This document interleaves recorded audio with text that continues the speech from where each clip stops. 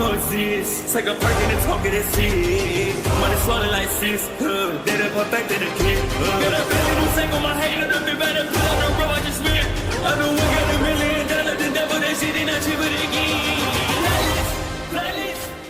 Hello and welcome back, fellow anime lovers, to MangaMuse. I am delighted to have you join us once again in the world of fanfiction and fantasy. Here we present you different world stories and adaptations. This is the fourth part of What If Gohan Joins the Marvel Universe. Smash the like, share and subscribe button for more. Also press the bell icon so that you never miss such great parts. Thanks for the introduction. Now let's dive into the world. Government Bureau. A tale. Questions Reed Richards as his eyebrow is raises as Zayn focuses on the conversation. Yes, said Miguel. He doesn't know a lot about his race or even the name of his race, but he does have a name. What is? Interrupts Zayn. You seem curious. Comments Miguel. What does he have to do with you? This young man seems to might have a connection to whoever this person you may be talking about. Explains Reed Richards. He landed to our planet about 15 Earth years ago. The same time as Scally. Though Miguel, if my ask young one, do you have a tail? Not for the last 15 years no. Zayn jokes, but seriously I never had a tail, that I know of. Do you know what race you came from? Asks Miguel. Nope, said Zayn as he quickly shrugs his shoulder. All we have is this, said Dr. Richards as he shows a holographic picture of Zayn's space pod.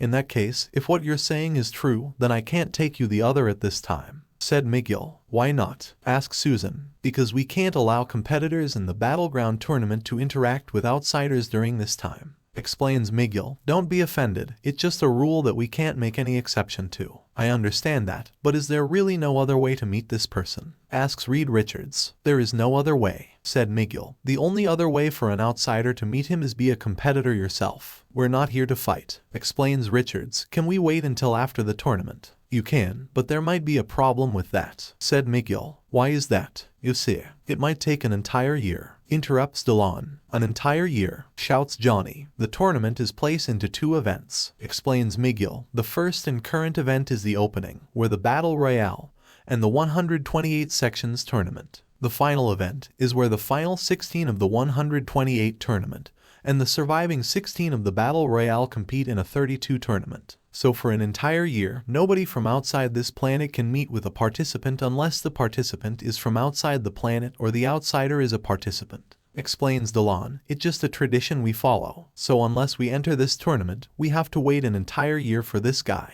Questions Johnny. Well, that all for this trip. Don't get your underwear in a wad, matchhead, says Ben as walks forward. All we have to do is enter this thing and then we get a chance to talk to him. It's just that simple. I don't know about you tall, dark, and ugly, but I don't want my face to be pounded by some random alien, said Johnny. I'm not a fighter, so I'll sit this one out, said Susan. I'm not a supporter of violence, so I'll leave it to you Ben, said Reed. In that case, said Ben as he put his fist into his other hand, since there's no killing involved, it's just nice good-fashioned brawl. There's nothing wrong with getting into a brawl once in a while. Just leave this to Aunt Petunia's favorite blue-eyed nephew. Actually, interrupts Zayn as he nervously raises his hand up. I think want to fight ... too. Everybody stops and looks at Zayn as he finds himself in the center of everyone. Listen, kid, said Ben, I know you want to find out more about yourself, but you don't have to take part of this. Actually, it kind of looks interesting, said Zayn, and sort of fun. And like Mr. Grimm said, there is no killing, so it almost like a sport like mixed martial arts competition. It also raised the chances of talking to this guy. Dragon, I know that there's no killing, but something might happen where you could die accidentally. Also something could happen that could injure you permanently. I know the risk, Dr. Richards, interrupts Zayn.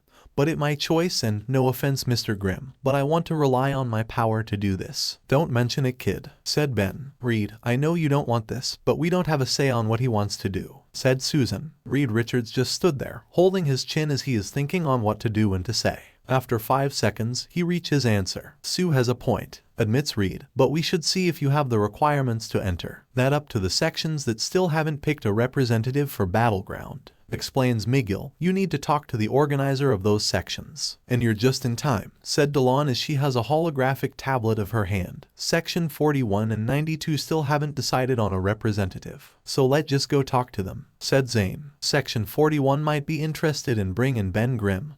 But as for you, pauses Delon. No offense, but Section 41 might want someone who with more experience and reputation, and let's just say Section 99 had recent string. That okay, interrupts Zayn, let's just go meet with the organizer. Actually, interrupts Miguel, before we leave, there's something I need to ask Reed Richards. You 5 may go one-on without us. Are you sure? Asks Reed. It actually crime that was committed recently. We are trying to keep it away from the public, but we don't have the knowledge to analyze everything about the crime, said Miguel. I'm not a detective, but I can see what I can do, said Reed. It's incredibly important for our culture. If word about this gets out, there will be panic. After a minute, Reed reached a decision and says, everyone, I'll meet up with you later. Are you sure, Reed? Asks his wife. I can take care of myself. Sure as Reed. Just go on without me, I'll see you later. As the others left the bureau, Reed turns to Miguel who has a worried face. What is it that you need my help in? Asks Reed who a bit suspicious what crime was committed. You see, long ago, the winner of the first tournament, Keen, was buried deep in a temple outside of the settlement. Explains Miguel. Many years, we check on the temple twice per year, but a week ago, the entrance of the temple was broken into. There was no evidence that could lead us to the offender, and the door that leads to the room of the tomb of Keen wasn't broken into. So you're asking me to play detective for this mystery? Yes, answers Miguel, we are asking for your help. Meanwhile, in Battleground, there were a lot of different locations. While criminals, mercenaries, lost soldiers, and warriors usually comes to the planet for the tournament, they usually stay near the Coliseum, where they have hotels and bars just for them. They usually don't go to the sections unless it's for business. The people living in Battleground aren't warriors. At least 65% aren't. Most just watch the fighters from the stands. There are many businesses, schools, bars, and restaurants within the sections, but the quality of each depends on the sections. In the bar known as the Krog, the scroll known as Date enters the bar. He sees at least 15 people in the bar. Most are combatants who failed to enter the current tournament, except for one. He is sitting next to the bartender, a centenarian named Lodge. His spiky back hair is recognizable as Date met him when he was a young boy who was full of potential, but talked too big for his own good. It wasn't until Date and other fighters beat some sense into him is when the boy shuts up and focus on improving himself. That boy turned young man name is Scally. Aren't you a little still considered a hatchling? Says Date, as hatchling is a term for someone who young for the scrolls. Don't worry, it non-alcoholic, says Scally, who wearing a black garb with 2 dark blue strips and his tail being worn like a belt, who wearing a greeting smile. What brings you from your government job, Date? I heard that a woman with similar features as you was here. Answers Date as Scally loses his smile. I'm guessing that you came here looking for answers. I came here too late, said Scally, as soon as I heard she was here, and flew immediately from section 4 to here. I miss her by 15 minutes. I only got some information from Lodge over here. Hey, if I knew that she was important, I could have stopped her. Then again, she had a mean look on her face, so I would have backed off. But hey, I'm a bartender with no fighting skills. Lodge defends himself. So what is her story? Date asks Lodge. From what I heard and told the kid here, she apparently space pirate turned privateer. Privateer, wonders Date. Who is she working for? Anyone that hires her. First the Shi'ar, then Kree, and now the Badoon. From what I got from a member of her crew, she came from a planet called Scar. Scar, huh? Said Date, who was uninterested in the planet. Is that her home planet? No, he said she landed there as a young child from somewhere beyond the galaxy. He doesn't know much about that. But after she apparently escaped the planet, but was found by the group of pirates she is with. Explains Lodge. Few years later she killed her captain,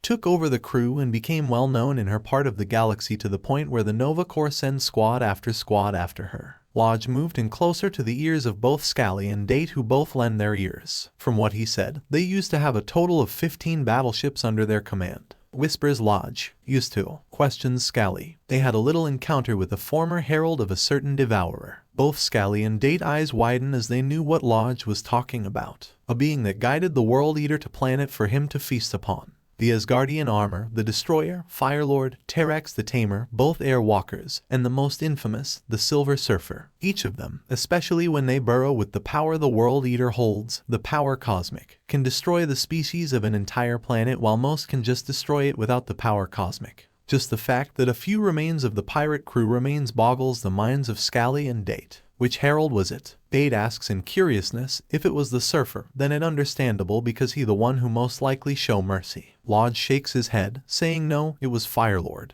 12 battleship in a matter of 2 or 3 minutes. They managed to escape him, only to encounter the Nova Corps. From what he described, it felt like they sent 15% of their total members. They all fell one by one, only for their captain to be the last one still standing. one on at most 75, and for 2 hours from what the guy described as he was conscious at the time. She either divide them so that one might stray off and she picks them off one by one, or guerrilla warfare. Either way, she killed 9 corpsemen, 5 Millennians, 2 Denarians, and injured 13 corpsemen, 7 Millennians, 3 Denarian, and 1 Centurion. 16 Nova Corps members killed and 24 members injured. Scally counted as he is shocked. In the Nova Corps, the space police force, which contains 500 members, all sharing a near-limitless power called the Nova Force. Each member is given small fragments of this power. Centurions are the top tier of the Nova Corps. Denarians is the middle tier and hold 75% of what Centurion are given. Then Millennians, which are lower tier and hold 50%. Then they're the corpsmen, who are entry level and hold 25% of what Centurion hold. This sounds like quite a woman, comments Date as he is impressed and shocked that someone can take on 75 members that isn't a threat to the universe, and that after her pirate gang met Firelord. So what happened after she was captured? Asks Scally now that he is more interested learning about this woman. The man doesn't know much, but it seems the woman managed to get what left of them out of prison by means unknown, said Lodge. Either way, they escaped and became privateers, working with governments part of the Galactic Council. As a result, the Nova Corps can't touch them unless it's worth facing the government they're dealing with. And now she here, in a planet that not under the Galactic Council, said Scally. But then again, not many outsiders notice us unless they are people who want a good fight. That probably why she is here, suggests Date with a smirk. She wants a good fight. In that case, we should give her one. Hey, you're not actually getting excited about facing her, said a shocked Lodge. She practically fought 75 Nova Corps members. At that moment, Scally stood up. Lodge and Date looks at him as they can tell that what Lodge told Scally about the woman is affecting him. His arms are shaking as his face is hidden as he turns his head down. Look, even Scally is afraid, said Lodge. What are you talking? Questions Date. Date stands up and walks behind Scally. He then raises Scally's head to let Lodge see that Scally wasn't afraid, nervous, or losing his sanity from the power of this woman. But it was a more like smirk from excitement. Scally then starts laughing from the excitement of facing this woman. I just can't wait, declares Scally. It's just damn too exciting. You're excited to face a woman to face 15% of the Nova Corps, said Lodge, confused before sighing. Well, that just like you. Did you sense this woman power? Asks Date. Yes, I did, answers Scally. And let's say this, in a scale between 1-10 between me and her, she is 10 and I'm only 1 because that's how low I can go. And you're still excited? Questions Lodge as he a little dumbfounded from Scally. In a fight between me and her, she has the better chances of winning. Like 95%, said Scally said with a serious face before smirking, but I still have 5%. Just because she can win on paper doesn't mean she's going to escape that fight unscathed. I'll just have to bet everything on that 5% if I want to win. You always talked big, even as a younger hatching, said Date as he took a sip of his drink, but it's good to see that you're unfazed. No, you're more determined. You damn right I am, said Scally as he starts chugging his drink and finishes it. Another Lodge. I want to be less thirsty when I eat later. Well, he getting heated up, snarks Lodge as fills Scally glass. As Scally and Date are drinking their drinks, another guy comes into the bar. He is pink-skinned Cree with a thuggish face, shaved head with a brown vest, white sash, and black pants. He looks around and spots what he was looking for. It's been a long time, you traitor, the Cree said to Scally. Scally turns around to see the Cree. His eyes widen a bit, but returns to normal as he sees the Cree glaring. Are you Jarek? Wonders Scally as he gets off his seat. Who else? Angrily said the Cree known as Jarek. It's been like what? 4 years. That sounds about right, Scally said as he pauses in the middle of the sentence. What brings you here? In case you haven't heard, I've been picked to become the representative of my section. Section 128, declares Jarek. But I bet you've been too busy living in such a high-class section to even care now. I told you, I don't care about high class. It's just that since the organizer of that section promised me a training ground to help me get stronger, and you abandoned everybody that you said you care about, said Jarek. I do care, shouts Scally. Then why haven't you visited since 4 years ago? Questions Jarek. That always been one of your problems. You care too much about becoming stronger that you say that you still care for others, but then you leave the people who took care of you and kept away the thugs until you stand on your own feet. I'm grateful for that. I'm really declares Scally. Then why haven't you visit Rami? Said Jarek in a grudge-like tone. Her grave has been exactly the same as the rest of us left it. Scally just stood silent as he looks down for a second. He then looks up and glares at Jarek. Why did enter? In matter of fact, how did you manage to have the strength to become a representative? Questions Scally. This, said Jarek as he removes the vest and sash, revealing on his lower torso and parts of the upper torso that were covered by the vest and sash were cybernetics. It was like his veins, but more techno. Those are, said a shocked Scally before Jarek cuts him off. Cybernetics, explains Jarek, found a guy who willing to make me stronger for free as long as I can be his test subject. For free? Questions Scally, and you don't care about the consequences. Ronan the Accuser did the same thing, and he one of the most feared beings in the galaxy. I'll defeat you, win Battleground, and tell everybody why Section 128 is not a dump,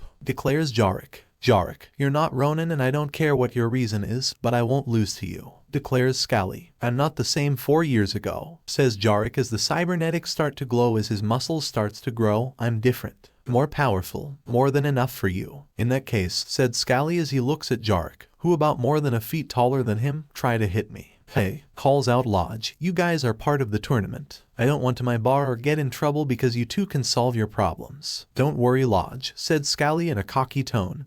He won't lay a finger on me. Don't, growls Jarek. You of all people shouldn't underestimate me. Jarek goes for a fast punch at Scally, which he easily dodges with little movement, fast reflexes and fast motion speed. Realizing he missed, Jarek then swings the arm he just used and tries to backswing Scally. Scally ducks, but Jarek, with both arms away from each other, goes for a thunderclap at Scally. As Scally claps his hands with all his power, the resulting winds destroyed 3 tables as the others in the bar all start to get away from the battle. The thunderclap created a mess, but it didn't get Scally as he is nowhere. Where did he go? Thinks Jarek as his eyes looks for what in front of him. Suddenly, Jarek sees that his shadow was getting darker. He then sees that the shadows in front of him are getting darker as well. He then sees a violet light coming from behind him. He then realized what it was. He turns to see Scally, making his hand like a gun as his index finger gathered his violet kai. He was holding his finger about an inch from Jarek's head. Using his thumb like a trigger, Scally practically told Jarek you can't win. Scally disappears as Kai as he then returns to his seat. Jarek, with an enraged expression, storms off out of the bar, before stopping and then looks at Scally. Next time, it won't be that easy, proclaims Jarek as he leaves as Scally stares until he was gone. As Scally returns to his drink, he remembers his childhood. The orphanage owned by the daughter of an exiled Spartoi. There, she took care of many children, because they remained of her when her father died when she was little. Her mother left her father to stay in the home planet of Spartax and allows her own daughter to leave as well. The daughter name is Rami. Section 92. Section 92. If you were to determine the income this section is, it is lower middle class. In this section, there was less crime committed than most sections in section 90-128. 2 people are walking towards to a building in the middle of the section. It was Dragon and Delon, both of whom are now standing in front of the building. A while back, they arrived to Section 41 where they found the 1-floor building for Section 41 along with Ben, Sue, and Johnny. The organizer there wanted to see if Ben can pass a couple of tests to see if he can part of the tournament. Due to the time they have, Delon and Zayn left to the Section 92 immediately while Sue and Johnny stayed. Sue to support Ben and Johnny because a few Cree ladies caught his eye. So what is the organizer here? Asks Zayn, who pretty excited.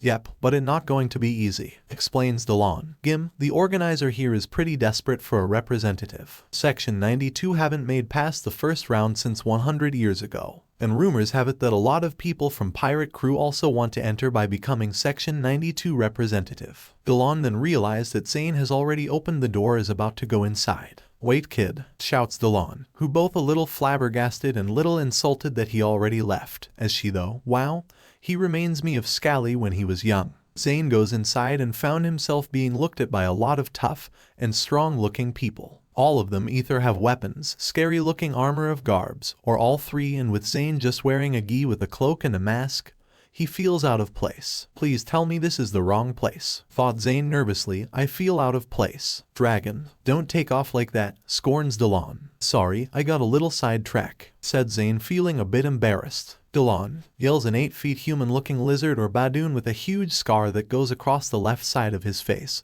What brings you around here? It been a while Palace, greets Delon. I brought a new potential competitor for you. This brat, said Palace as he inspects Zayn. Is he any good? I don't know about that, but a member of the Earth team, the Fantastic Four, can vouch for him. You know, explains Delon as she leans in closer to Palace's eyes, the ones that stopped the devourer from eating their planet. Really? Wonders Palace as he walks to Zayn. Hello. Greets Zayn as he is more nervous. I'm Dragon. I can't give you my real name because I'm with people who don't know my real name. But then again they seen my face so they could just look up. Zayn was then greeted by Palace with a punch to the face. Zayn is sent crashing into part of the wall as he is seemingly knocked out. Palace, what was that? Questions Delon as she goes to check on Zayn. If he couldn't dodge and block a punch like that, then he can't enter this. Palace says as he felt it was justifiable. So you hit him when he was talking, said Delon, who flabbergasted. Oh, everybody turns to the sound to see Zayn getting up from the pieces of the smashed part of the wall. What was that? Complains Zayn as there is a bruise of his left cheek. What kind of guy randomly punches somebody who was talking?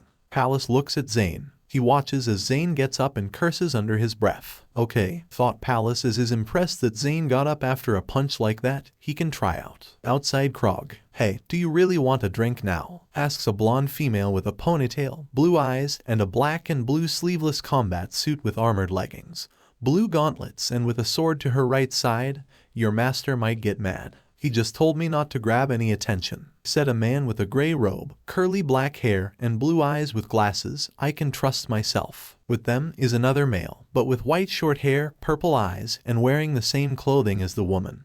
But his combat suit has sleeves in it black and purple, with dark purple gauntlets. The trio then walks into the bar. They looks around to that the bartender is picking up tables and two others, Scally and Date, are looking at them. Crap, comments the woman as she looks around. What happened here? Those three are, thought Scally as he remembers them from the Battle Royale, as they were part of the last 16 still standing. Section 92 Registration Building. Dusting himself from the small remains of the wall Palace punched him into, Zayn is still flabbergasted from the sudden attack. Zayn angrily looks at Palace as Palace looks at Zayn with interest. Hey, shouts Zayn, aren't you going to say anything? Hush boy, says Palace as he walks around Zayn, examining him. What are you doing? Asks a little creep out Zayn. I said hush, again says Palace as he stops. Okay what? Questions Zayn. You can try out, answers Palace. Huh? Says a confused Zayn. Didn't you hear me? Said Palace. You can try out to become our representative. Zayn looks at Palace with a confused expression before turning to Delon,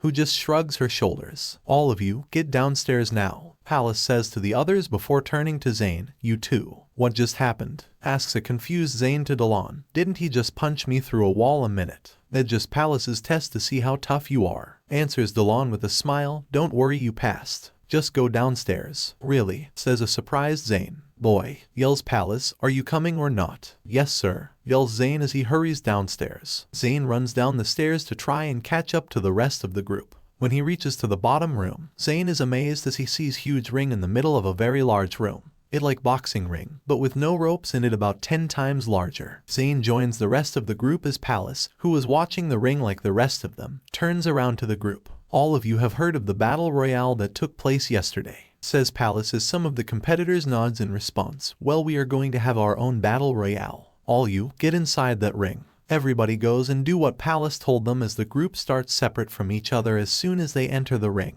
Palace then walks to a lever on the wall and pulls it. The floor Palace is standing on goes up into an observatory deck. The observatory deck is pretty small, but enough for 2 people as another man, an old pink-skinned Cree, is watching them. This man right here, says Palace as points to the old Cree, is the man who created all this. He was a former champion of Battleground and a man who will teach the one who wins many lessons. His name is Gim. Be respectful towards him. Wow, nonchalantly thought Zayn at who passionate is Palace.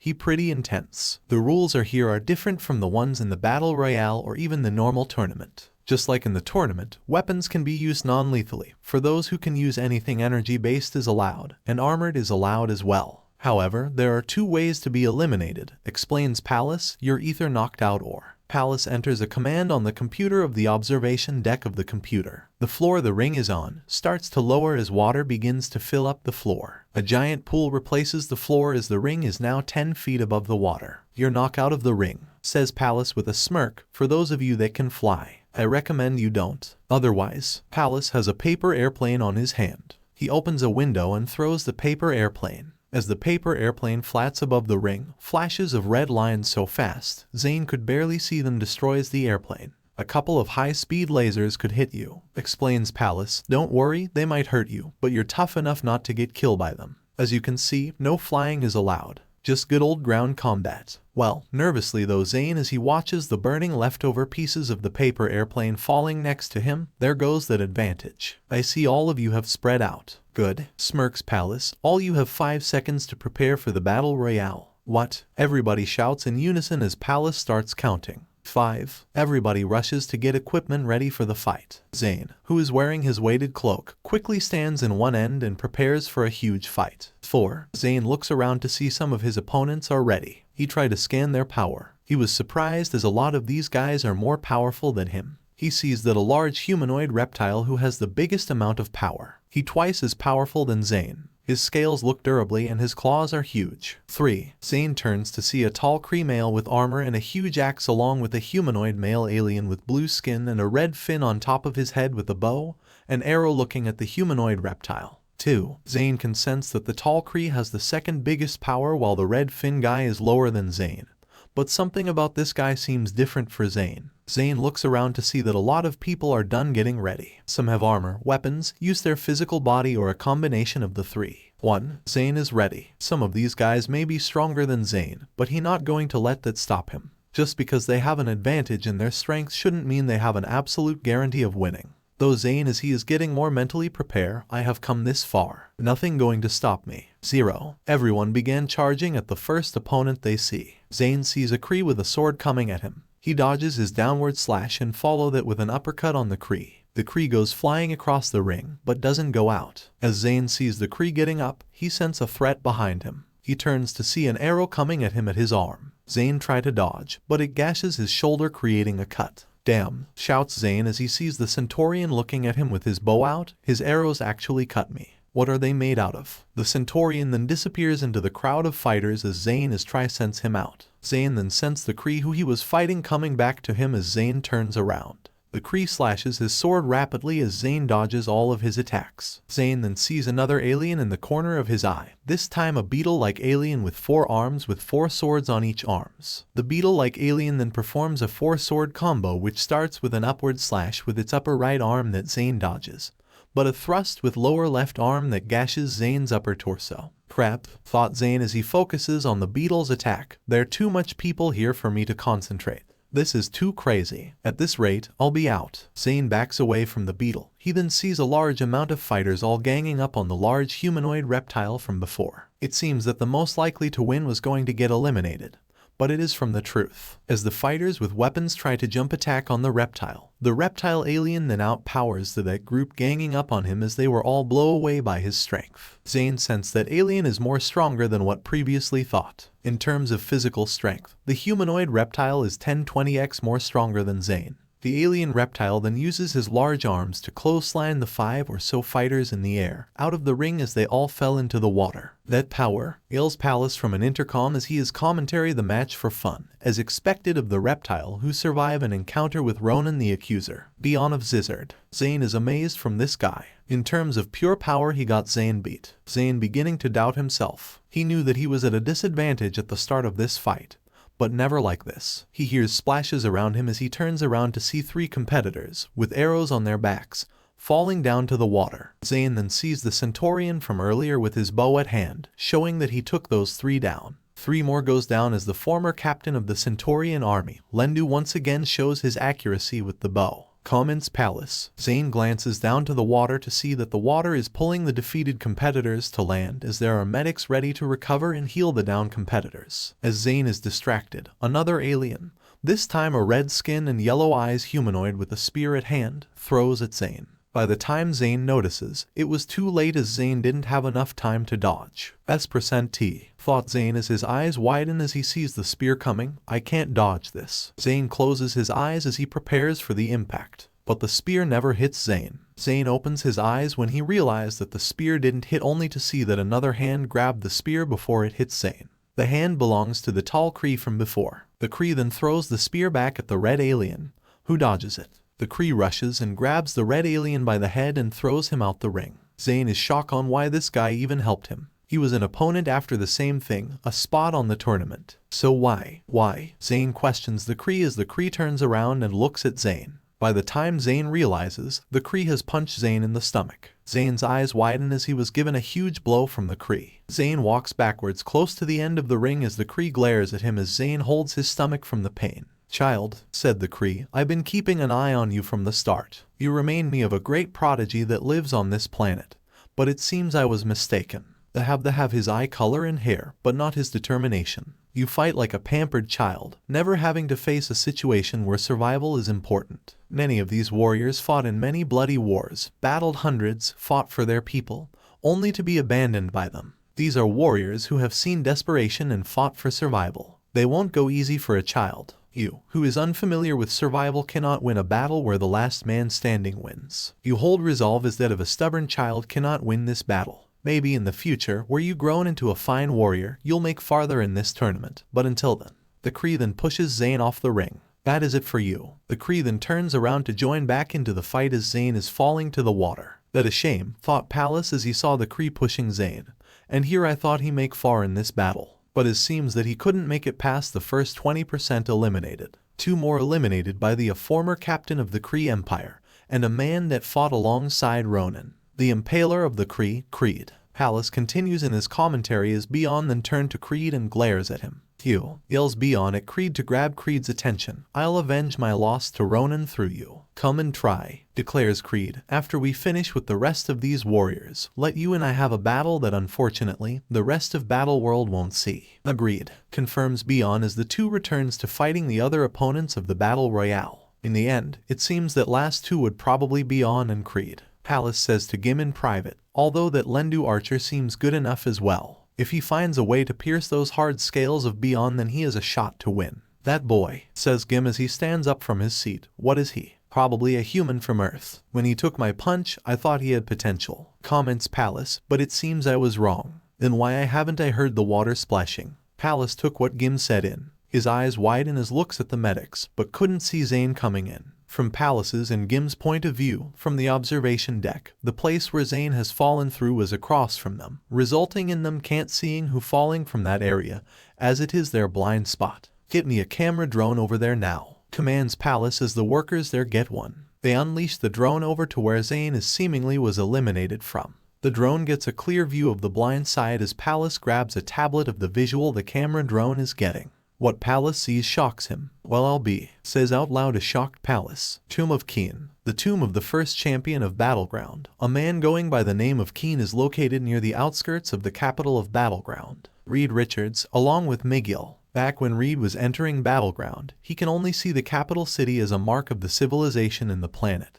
But the rest of the planet looks like a wilderness from space. When Reed and Miguel were traveling to the outskirts of the capital, Reed saw something he couldn't see from space. Walls. Giant walls that goes up for about 2 miles and the width is about a half mile. The capital of Battleground is about the size of Spain, while the rest of the planet doesn't have any signs of civilization. "Is there any reasons why these walls were built?" Reed asks Miguel in curiosity before they entered the tomb. "I was wondering when you were going to ask," humors Miguel before looking at Reed. "Long ago, when Battleground was first built, monsters invaded the capital. Those beings were powerful giants that the warriors of couldn't defeat them." Miguel then looks at the wall and stood silent for a while. "Knowing we couldn't defeat them, they built these walls to prevent some of those monsters from attacking us. As we improve our technology, we created barriers around above the walls to cover the city. It'd been years since those monsters attacked us," explains Miguel. "Most who goes outside only goes there to hone their survival skills, but they stay near the capital. The couple claimed to see the monsters, but there was never proof." "And do you think these walls can protect you?" questions Reed. "They've been doing a good job so far," comments Miguel, along with the fact that these monsters never even try to attack us now. They just leave us alone as long as we leave them alone. But enough about that. "Shall we enter the tomb?" "Let's," says Reed as the two enters the tomb of Keen. After walking through traps that were disabled before by whoever grabbed the body of Keen, Reed and Miguel reaches the tomb of Keen. It was located in a big room with the tomb in the very middle of the room. "There it is," announces Miguel, "the tomb of Keen." "Well then," says Reed, is brought along with him a bag with equipment to help him investigate. "I shall begin." Reed set up his workspace as he brought piece of paper and tapes them to the wall. He brought a laptop and equipment like a counter used to locate energy sources. Reed used one hand to try and locate an energy source with the counter while typing stuff down on the laptop. The counter has plugged to connect to the laptop, which Reed uses. Miguel watches as Reed stops typing and writes stuff down on the paper on the wall before going back to typing, keeping one eye on Richard's hand that all over the room, using the counter which is locating any energy source which is giving data to the laptop, and another eye watching Richard's writing notes and typing commands on the keyboard. Miguel is amazed as Reed is doing all of these things at a rapidly pace. "There we go," says Reed as he stops what he's doing and bring back the notes and counter back to him. "I got everything we need." "What did you do?" wonders Miguel. "If you look at the screen," says Reed as he shows Miguel his laptop which shows the room and everything that is in it, "you can see that I added a model of the room. Now, I use the counter to find any unique energy source. The counter adds the any trail of energy into the model, which I will show now. The model on the laptop shows blurry trail of energy. The start of the trail comes from the tomb of Keen." Reed's eyes widen, but has a bit of interest as the trail comes from the tomb.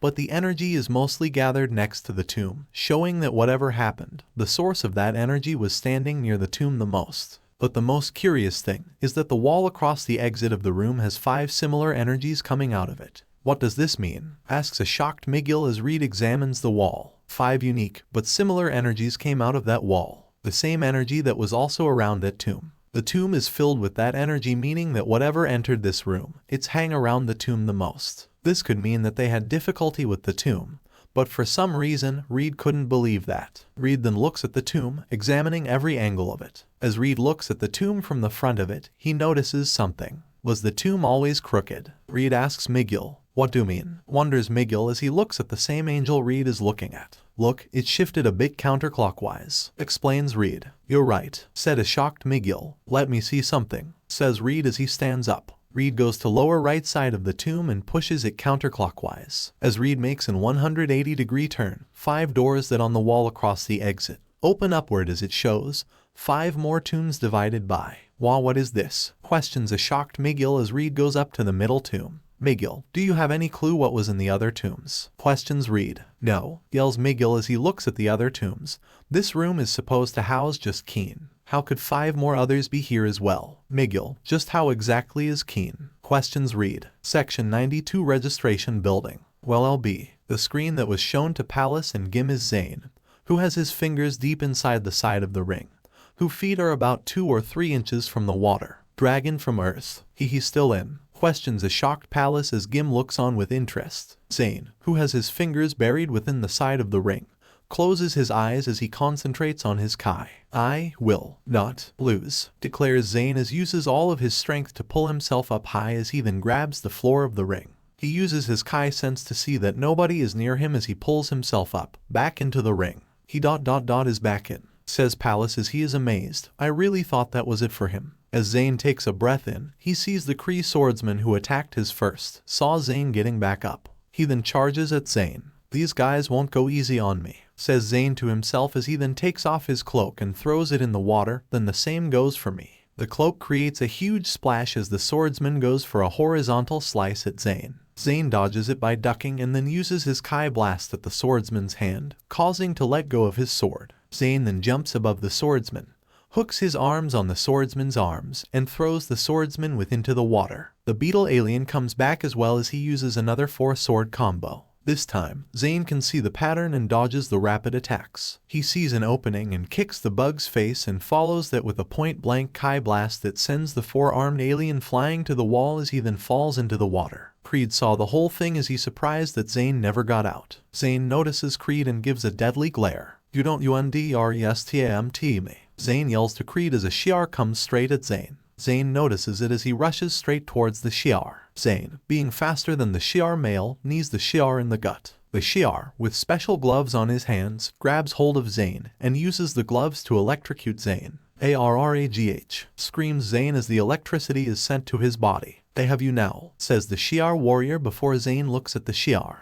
"No you don't," declares Zayn as he moves his hands trough sheer will and grabs the Shi'ar's hands. Zayn pulls the Shi'ar hands away from Zayn, but is still being electrocuted by touching the gloves. Zayn then headbutts the Shi'ar in the head, which causes him to separate from Zayn. Zayn then gives a huge punch to the face of the Shi'ar that causes him to fly out of the ring and into the water. Amazing, comments Palace as he watches the whole thing. Dragon from Earth, who was thought to have been eliminated, has made a huge comeback by eliminating 3 opponents in a row. I repeat, Dragon of Earth. Zayn catches his breath as he sees that less than half of the competitors in the Battle Royale are left. He turns his attention to several fighters who are watching him, looking at him as a real threat. Zayn smirks a bit as now he getting the hang of this Battle Royale. Come at me, Zayn says as he challenges the others. I'm still not done. Docking Bay. In Dock 19 lies a medium-sized spaceship. This ship belongs to a group of former pirates turned privateers. While most of the crew has gone to take a break for a while, only one person remains in the ship. The captain of the Cosmos Pirates, Captain Kalra. This female Saiyan whose hair is less spiky than most Saiyans, but has strands of hair sticking out from the whorl of her hair. She wearing a red long coat and an earring on her right ear. So far, she was sensing 2 battles happening in Battleground. One was a tournament based and the other is like a battle royale. The tournament finished, with a huge amount of energy is coming from the victor. Kalra has an interested smirk on her face to see someone that's strong. But she pauses as she feels something familiar from the Battle Royale. This feeling, thought Kalra as her eyes widened, is it a Saiyan? Lodge's bar. What wrong? Bade asks Scally as he looks distracted. It seems the fight happening in Section 41 had just ended. Answers Scally. I see, said Date. Since I saw Delon taking the Fantastic Four to Section 41, it mostly likely one of its members have won. I see, said Scally. On truth, Scally was following 2 fights. He was following the Battle Royale as well. He sensed that there are only 6 more people left in it. As Scally using his Kai sense, he takes a glance behind him to see the 3 other competitors from the tournament's Battle Royale, just sitting around table, drinking. Section 41 Registration Building. A pink female Kree is talking to somebody through a phone. She is the organizer for Section 41 who had just witnessed the thing beating a powerful Cronins. Mrs. Richards, the Kree woman calls out to Susan. Is there a problem? Asks Susan. It seems that your friend might become the next representative of Section 92, explains the woman, but there are 4 more he has to beat. Outside Section 92 Registration Building. Because Delon lives in an outside section, she is not allowed inside the building to watch the fight, although she has a friend inside that gives her an update on what's happening. As she waits, she spots a familiar person passing by. Jarek. Delon calls out to a passing Jarek. Delon, stutters Jarek as he blushes a bit. I heard you became the representative of your section. Congratulations.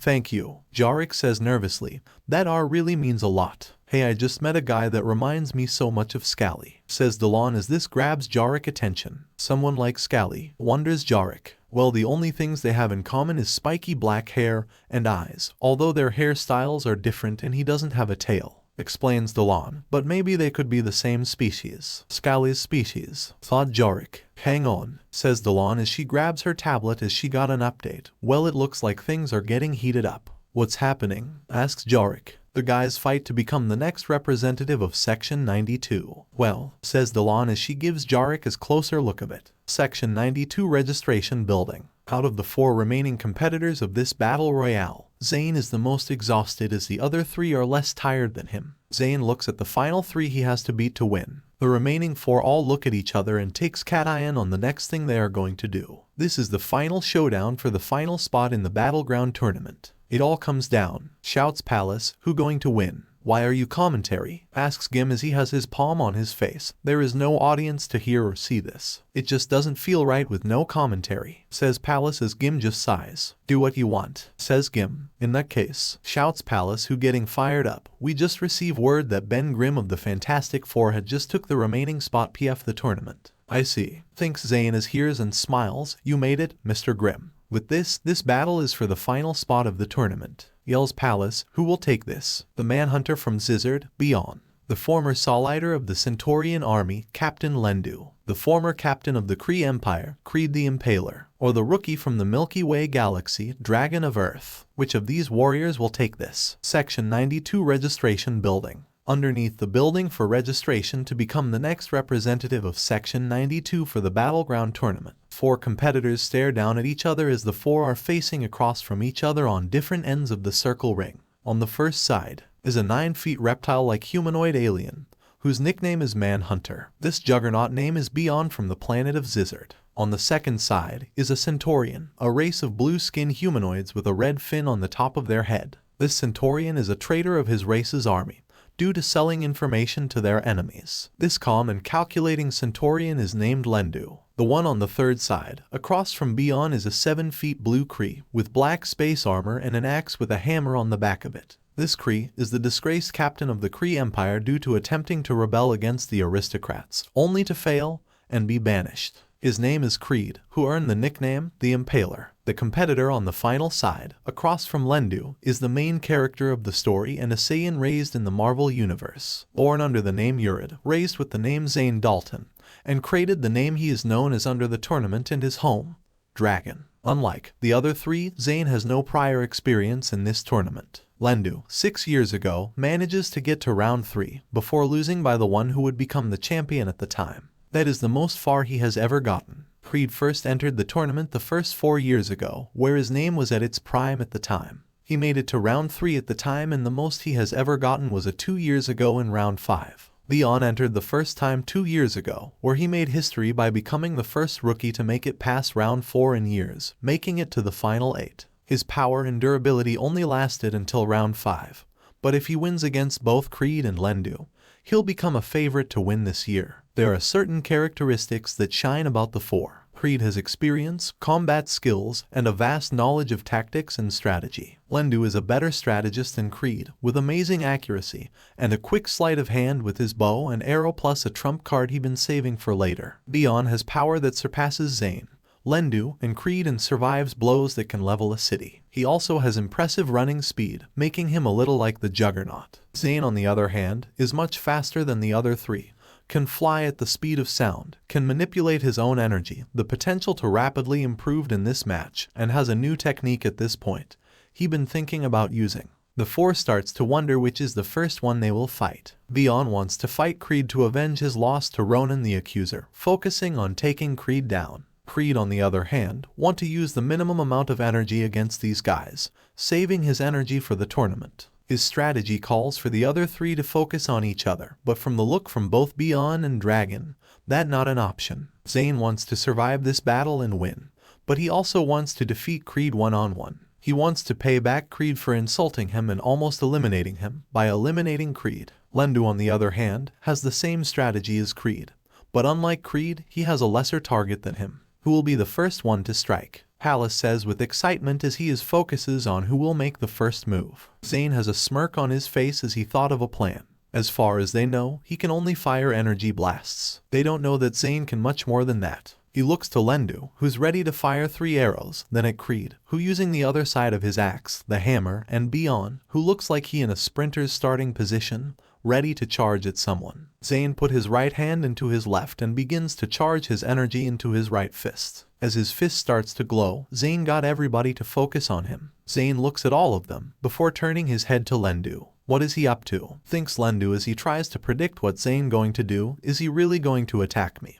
Or does he have a hidden card? Zayn smirks at Lendu as he launches his spirit sword at Creed. Creed sees the sword coming as he dodges it by moving left. Zayn then turns his sword to the left as it starts to chase Creed. Creed ducks down, going under the spirit sword. The spirit sword disappears as Zayn, whose right hand is full of energy from the leftover energy from the spirit sword, charges at Creed, jumping into the air, and goes for a diving spirit punch. Creed, who doesn't have enough momentum to counterattack the diving spirit punch with his hammer, decides to block it with the hammer instead. Zayn's spirit punch connects with the hammer, which creates a miniature shockwave. Intense, comments Palace as Gim looks on with interest. I see, thought Gim as he looks at Zayn, who trying to go through the axe, he can also use his own natural energy as well. *T, thought Zayn as he backs away, realizing that his spirit punch isn't doing anything to the axe. That axe is too tough. I don't think even my full-powered spirit punch can go through ether. Zayn senses hostility as he turns to see Beyond charging at him. Zayn uses an energy blast to the ground as he launches himself away from the rampaging Beyond.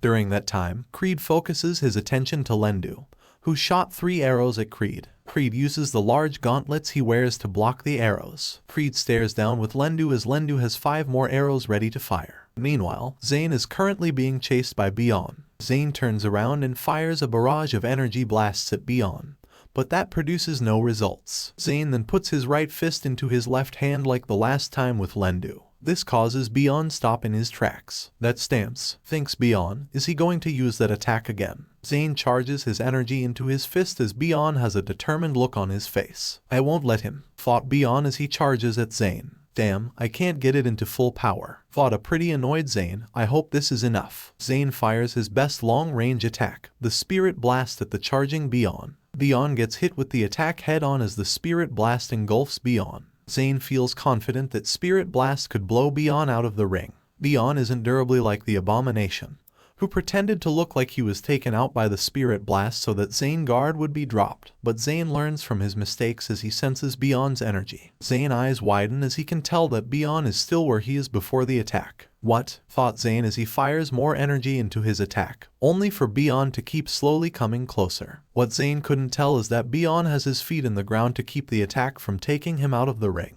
Beyond keeps stomping forward to Zayn as Zayn stops his attack and back flips away from Beyond. Zayn glares at Beyond, who has a smirk on his face as Zayn's attack barely left a mark on Beyond's tough skin. During the start of fight between Dragon and Beyond, Lendu fires his 5 arrows at Creed. Creed has a confident smile on his face as he swings the hammer side of his axe so hard, the wind created from the swing blows the arrows away. TCH, thought an irritated Lendu as he quickly pulls 2 arrows. I need to come with a plan instead of just taking him head on. Out of everybody in this battle, he's the most likely to win this unless I find a way to put an end to this, and I need to do it fast. He is skilled with his archery. The only archer I can think of that can surpass him is the Avengers Hawkeye, thought Creed, but it seems that Lendu has a plan he's been saving. With the competitors this year being stronger than I can remember, he can't afford to be unprepared. Even so, Creed charges towards Lendu as Lendu tries to get away from Creed. Lendu then fires 1 arrow at Creed, but Creed then blocks the arrow with his axe. Lendu then fires 5 more at Creed, who dodges 3 of them and blocks the other 2. Lendu turns back at Creed, who pauses as he is cautious on what Lendu going to do. He trying to take me head on,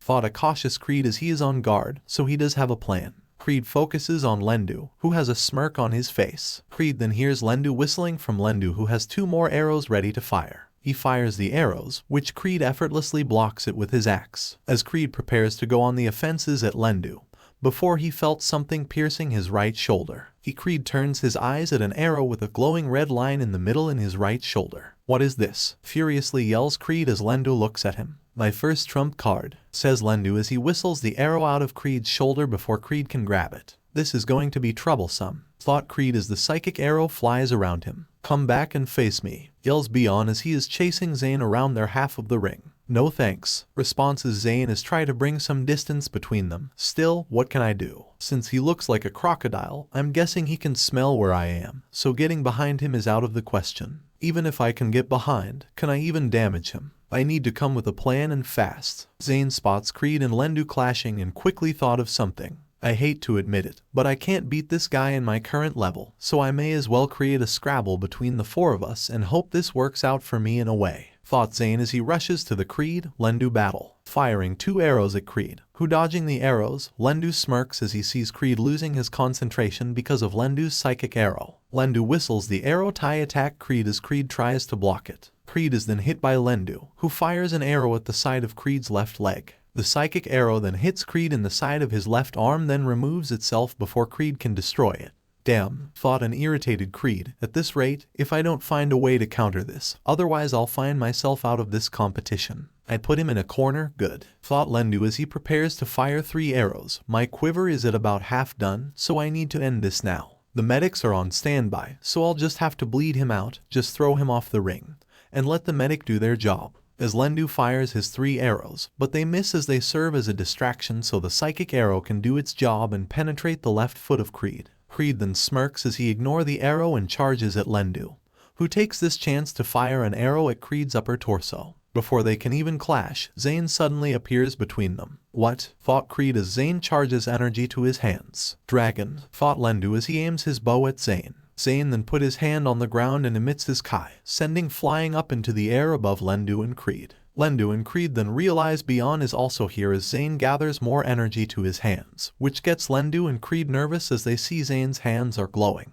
"Take this," screams Zayn as he rapidly fires a barrage of energy blasts at the 3 other competitors. The barrage hits the area as a big cloud of smoke is created. Zayn, who didn't violate the rules as he uses his Kai to go up into the air, and is currently falling down. He then uses his Kai sense and sees that none of them even got hurt or even got hit. "Well, that stinks," thought Zayn as he sees the cloud of smoke he created as he then widened his eyes. "I got an idea." "Damn this smoke," thought Lendu as he tried to escape the smoke. "I have to get out of here." A simple yet effective tactic, comments Creed as he took the opportunity to destroy the psychic arrow on his left foot. "This smoke puts me at a disadvantage. I have to get out." Both Creed and Lendu backflips themselves, trying to get out of the smoke. Creed gets out of the smoke, only to feel something hostile coming at him. Emerging out of the smoke, in front of Creed, is Beyond. "Creed," yells Beyond as he charges at Creed, who prepare to take on Beyond. Lendu, however, backflips out of the smoke, thinking that he got out of the action. He was wrong.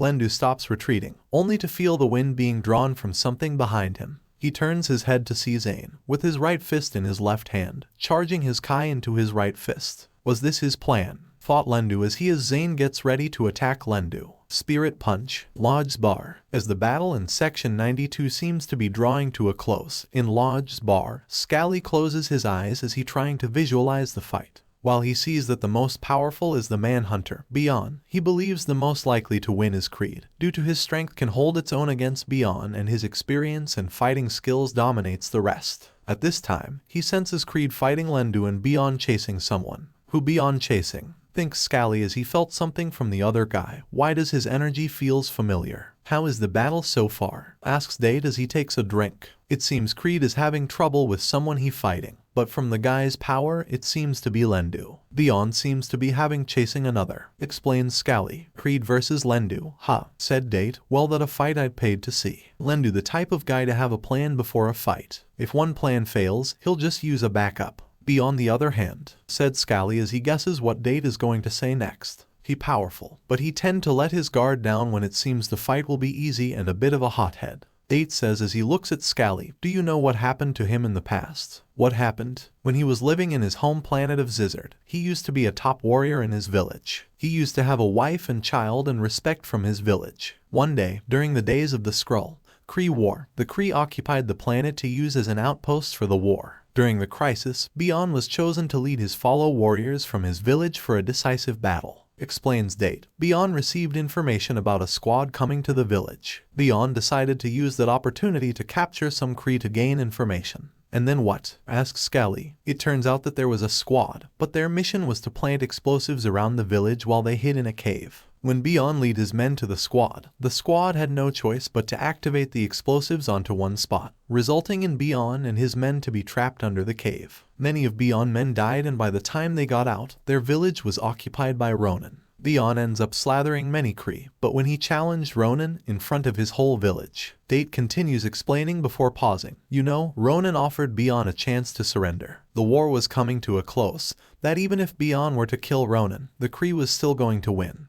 But Beyond went ahead and tried to defeat Ronin, only for Beyond to lose, being defeated and humiliated in front of his wife and child. The punishment Ronin gave him was surprisingly not death, but exiled from any of Kree planet including his home and that his people shall now be ruled by the Kree. So, Beyond ended up losing everything. Says Scally as he know why Beyond always have an angry expression on his face all the time. His home, his wife, his child, his life, said Date. This broke Beyond who soon went on a rampage on random Kree solders, earning him the nickname, the Manslaughter. When he first arrived in Battleground, he attacked a couple of Kree men, before a bunch of fighters stopped him. Since then, he ends up living here, fighting in the tournament, but never holds back when fighting, especially a Kree. Well, says Scally, I see Beyond in a whole new light. Before Scally can take a drink of his beverage, his eyes widen as he felt something incredible. The huge power, thought a startled Scally as gets up from his chair. But where? What's wrong, Scally? Asks a concerned Date. It coming from the docks. Is it that woman? Wonders Scally as he senses that she on the move. She's moving.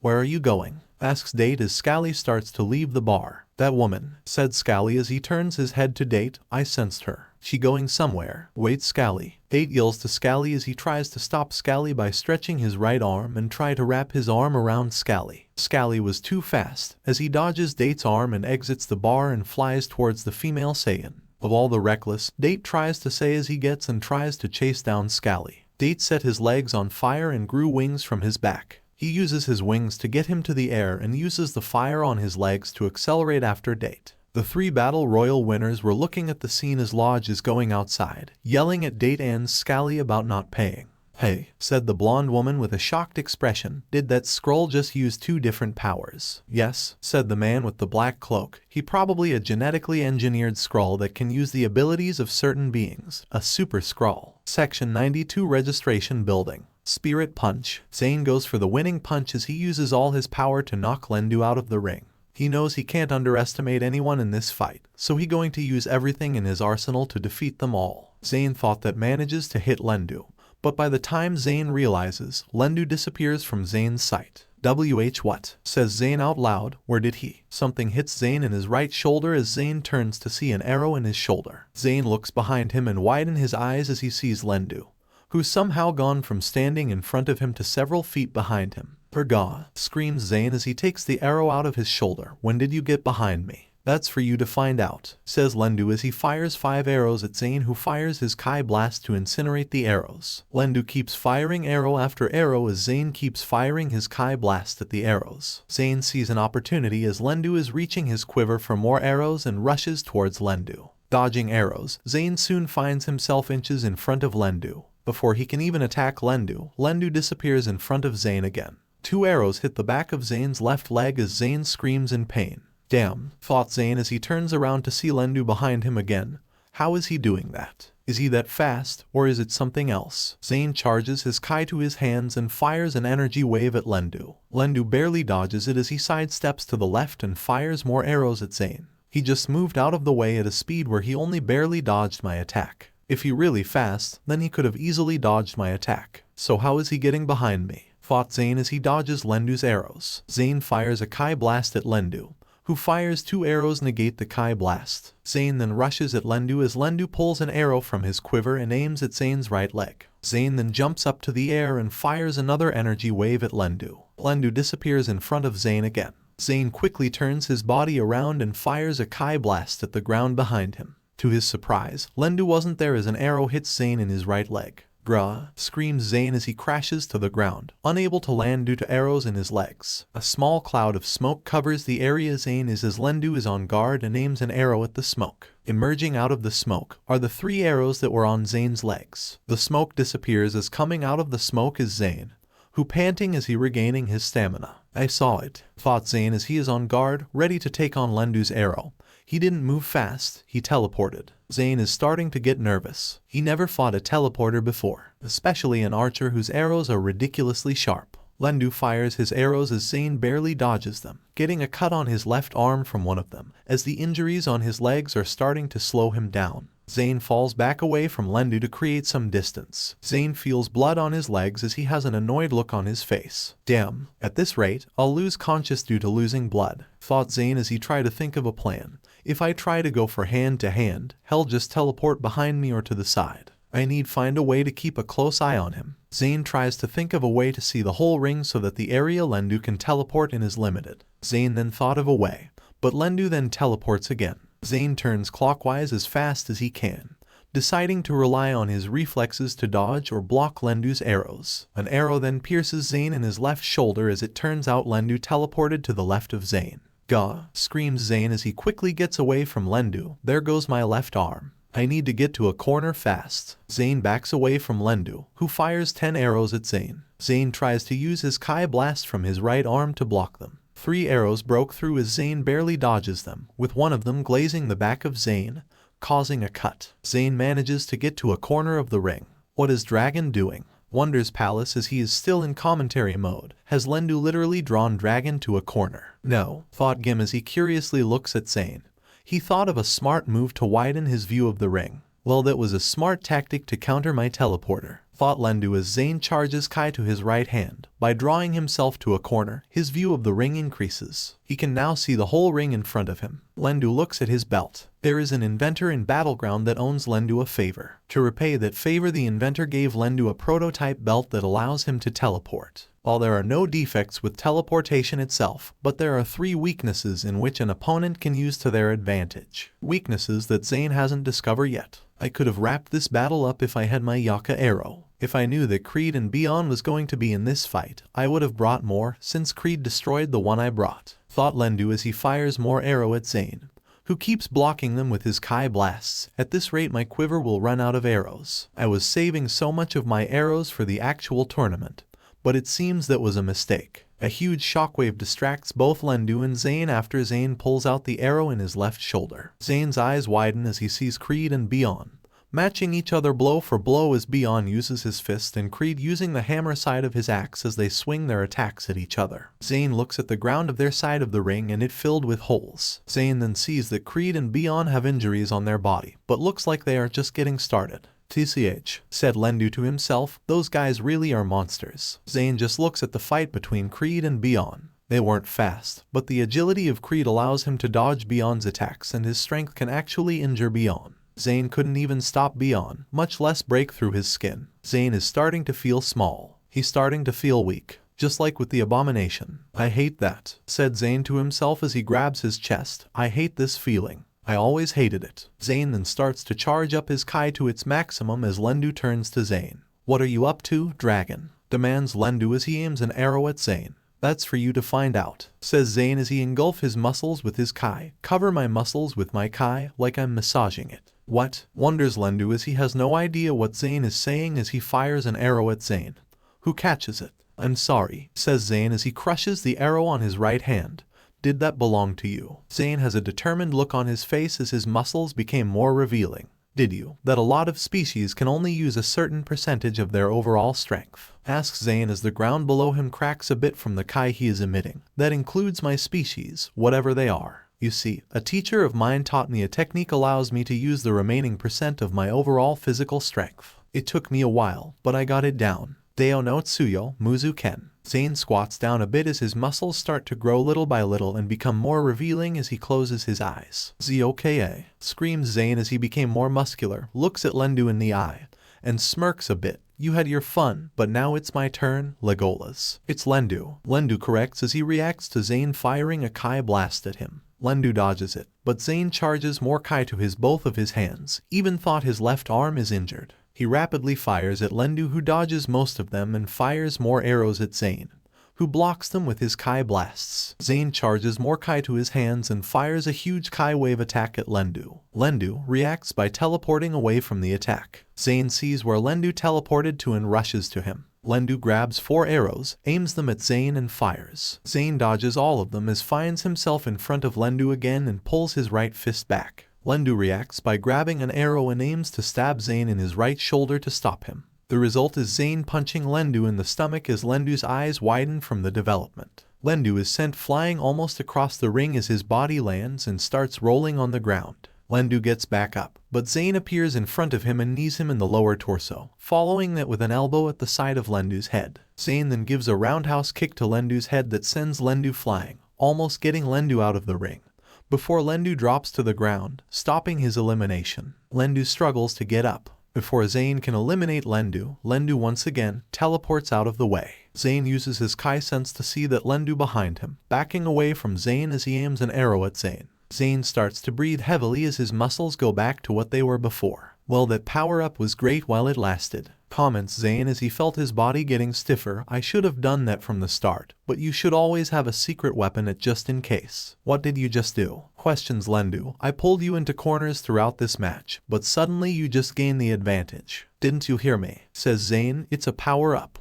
as in I gained power and it helped me up. Granted a power-up that I can barely control, but I managed to put you into a corner. TCH, he's right, thought Lendu. Right now he just gained momentum. I need to. Zayn rushes towards Lendu, who stops his train of thought and fires his arrows at Zayn. Zayn dodges them with great timing as Lendu became shocked at how Zayn is improving against him. He's timing them all correctly, said Lendu as he grabs an arrow from his quiver. The longer we fight, the more he is going to improve. I have to end this now. Lendu goes for Zayn's right arm as Zayn goes for an uppercut on Lendu. This time, Lendu teleports behind Zayn, then stabs Zayn on his right shoulder. Zayn screams as Lendu knew this was his victory. I win, said Lendu. Lendu felt something grabbing the arm he was using to stab Zayn. It was Zayn's left hand as Zayn has a smirk on his face. "No, I win," said Zayn as he headbutts Lendu's head with the back of his head. Zayn performs a combo attack that kicks Lendu in his left leg, following that with an elbow in the head and a high kick to the chin. Zayn kept up the attack at Lendu as Lendu tries to block the assault. Lendu teleports again and tries to grab an arrow from his quiver. Lendu then realizes that his quiver is gone.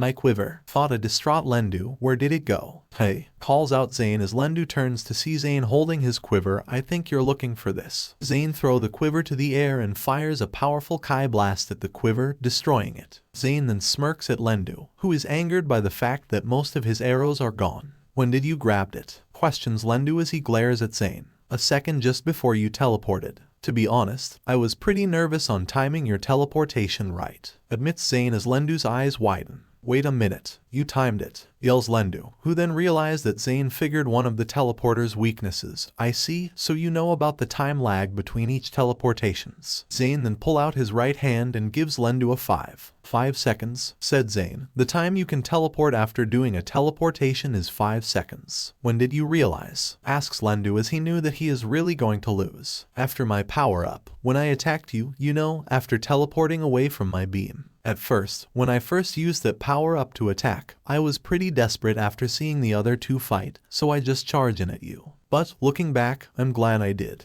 When I was attacking you, I noticed that you didn't teleport before I attacked you, even though you saw it coming." Zayn starts explaining. "At first, I thought that you can teleport a certain number of times, but then you teleported again, making me think, hey, maybe he can only teleport after a certain time. I guessed 5 seconds and confirmed it after you teleported again, when you were about to stab me with your arrow. That what I meant when I said no. I win." "I see, so you thought that much," comments Lendu. "I really should have brought my full arsenal for this battle royale." "I don't know about that," said Zayn, who ignorant of Lendu's full arsenal. "But I do know that you don't have any arrows left." "I win." "You think so, do you?" smirks Lendu as he is ready to defy Zayn. Lendu uses his teleporter to teleport to an arrow at the side of the ring and quickly fires the arrow at Zayn. It hits Zayn at his right leg as Zayn kneels down and screams from the pain. "Damn," screams Zayn as he turns to Lendu. "That's it." Zayn puts his hands on the ground and starts charging Kai to his hands. Lendu runs for another arrow. 2 of them are at the corner Zayn was in. Lendu rushes for them as Zayn emits the Kai in his hands and launches a Kai wave from his hands that sends him towards Lendu. By the time Lendu even have time to dodges, Zayn gave the biggest punch at Lendu, sending him flying out of the ring. "Well," thought Lendu as he feels his body falling, "look like this year is not my year." A splash from the water is heard throughout the ring as Lendu has been eliminated. Lendu was, Palace only said as he keeps pausing. He actually did it. Dim is just looking at Zayn, who panting harshly as he removes the arrow on his right leg and falls to his knees. Lendu is eliminated. Palace finally says, "Dragon has eliminated Lendu. Dragon has eliminated Lendu." "I did it," thought Zayn as he feeling nauseous. "Damn, I really overdid it this time. I don't think I have the energy to fight either the reptile guy or the blue guy." Zayn struggles to get up as the injuries to his legs prevents him to. Zayn clutches his fists as he has no choice but to watch Creed and Beyond's fight. "I really hope these guys take their time," thought Zayn as he uses his Kai to heal as much as he can. "It's going to take a while for me to stand up, even with using my Kai to heal myself. At best, I can make it so I can stand." It can't be helped. Outside the Section 92 registration building, Jarek and Delon were talking outside the building. Delon, as a child, used to live in Section 128 before her father received a job from the government. She lived close to the orphanage that Scally and Jarek lived in, so she became friends with them as children. As Jarek and Delon were talking about the past, something came crashing into the ground in front of the building. "What the?" says Jarek as dust covers whatever came crashing in front of them. As the dust clears, it turns out that it wasn't something crashing, but somebody landing. Reveling from the dust is a woman with long wild black hair, but it's tied to a ponytail. She has a stoic look on her face as she looks around her. She turns to Delon. "Is there anybody fighting inside the building?" questions Kalra. Yes," answers Delon, "but you can't go in. They're having their fight for the next representative there. Nobody is allowed until it's over." "I see," said Kalra as she then sits down on the ground. "Then I shall wait here." Jarek looks at Kalra as he felt that she's seen her before, or rather, felt something familiar about her. Kalra notices him staring at her as she glares at Jarek. "What? Is there something you want?" demands Kalra. "Nothing," says Jarek as he turns away. Kalra then felt something coming to her. She turns to see somebody flying at her. That somebody is Scally as he lands on the ground, about several feet away from Kalra. Scally, said both Delon and Jarek. Scally, wonders Kalra as she recognized that name. I see. What? Wonders Scally. I can't believe another one of you survived, said Kalra with a smirk, especially an Elite Saiyan. Elite Saiyan? Questions a confused Scally. Section 92 Registration Building. Zayn watches the clash between Beyond and Creed as the both of them are at their limit. Beyond glares fiercely at Creed as he charges at him. Creed uses amazing foot movement to dodge Beyond's charge and get behind Beyond.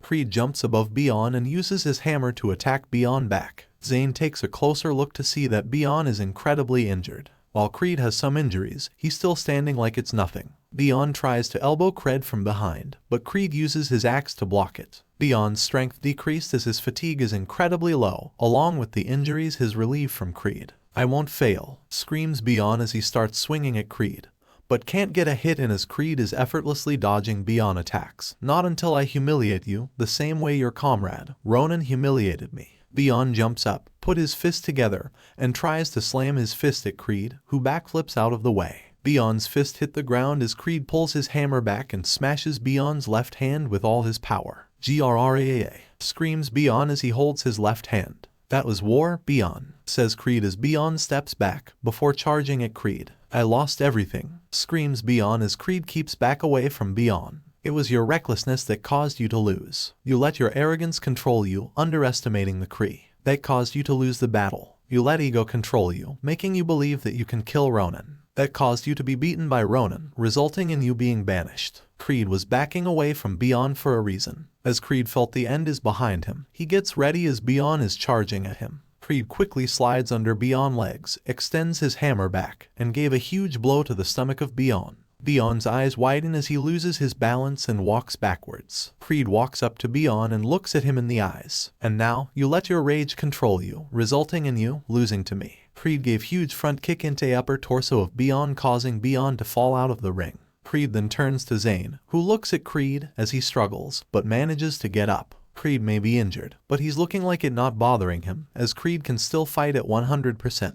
Incredible. Fought a mesmerized Zayn. He beat that lizard guy and still stand like that, while I can barely even make a slight mark on the guy's skin. So this is the difference between me and him. You have done well making it this far, comments Creed as he smiles at Zayn. The fact that you defeated Lendu is proof that was wrong of my first impression of you. I wish that you gained more experience before coming to Battleground. Would have made you stronger for this fight. I wished for that too, admits Zayn as he holds his left arm, it kind of frustrating. I made it to the final two, but I'm too weak to fight you. Hell, even if I was at 100%, you'd still have the advantage. That a pretty heavy thing to admit, says Creed as Zayn smirks at him. Still, that doesn't mean I have no chance, yells Zayn as he rushes at Creed. Zayn attacks Creed, a combination of attacks at Creed. But Creed's durable body and armor are protecting Creed. Zayn stops attacking and gets into his sprint trinity stance, putting his right fist into his left hand.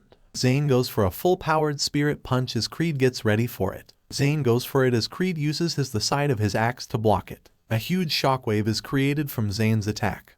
But in the end, the metal from Creed's axe is so durable that not only is it still intact from the spirit punch, but the strain from the attack injures Zayn's right hand. Gra, screams Zayn as he holds his injured right with his injured left hand. Creed makes his own offense as he punches Zayn's face, resulting in Zayn being sent flying across the ring. Zayn can barely get up as he felt he is losing connection with his body. It's decided, says Palace as he stops commenting as he is incredible focused on the final four. Beyond, said Gim as his eyes widen. Beyond wasn't eliminated. What? Said Palace as he activates the video droid to see that Beyond has his claws deep within the ring, inches away from the water. Using all his strength, Beyond uses his claws to leap himself back into the ring. Creed was too distracted by Zayn that he didn't notice Beyond is back in. Beyond grabs Creed from behind as he bear hugs Creed. Creed, screams Beyond as his eyes in filled rage. When did he? Thought Creed as he struggles to get out of Beyond grip. I won't let you take this away from me, yells Beyond as he starts swinging Creed. Creed retaliates by swinging his hammer side of his axe at Beyond's head.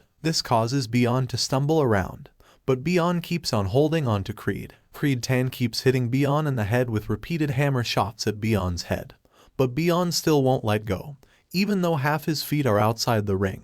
Creed then gave the biggest hammer shot at Beyond, resulting in Beyond to fall backwards out of the ring, along with Creed. Creed realizes this as he tries to use his axe to guard the edge of the ring to keep him from falling. It didn't work. Both Beyond and Creed fall to the water as both Palace and Gim eyes widen as the fight to become the representative of Section 92 is over. They look at Zayn, who finally loses consciousness the second after Beyond and Creed were eliminated. The ring starts to return to normal as Beyond and Creed are retrieved and medics are getting ready to heal Zayn. The next representative of Section 92 is Zayn, the fearless dragon. Outside Section 92 representative building, Elite Saiyan questions Scally, "What the hell does that mean?" Scally glares at the woman, wearing a dark red long coat, with her being pretty long, with a few hairs spiking out, especially the two that are sticking out like antennas on top of her head. Her name is Kalra, and just like Scally, she is also a Saiyan elite. "Did you honestly forget about your status among our race?" Scally asks Kalra, talking to Scally as if she know him. "Well, it can't be helped. You were a baby when you left planet Vegeta." "Planet Vegeta," repeats Scally as his mind is trying to comprehend what Kalra is saying. "Our race. Why are questioning everything I'm saying, unless..." Kalra pauses for a bit, as she then makes a realization about Scally. "Don't tell me," says Kalra in a disappointed tone.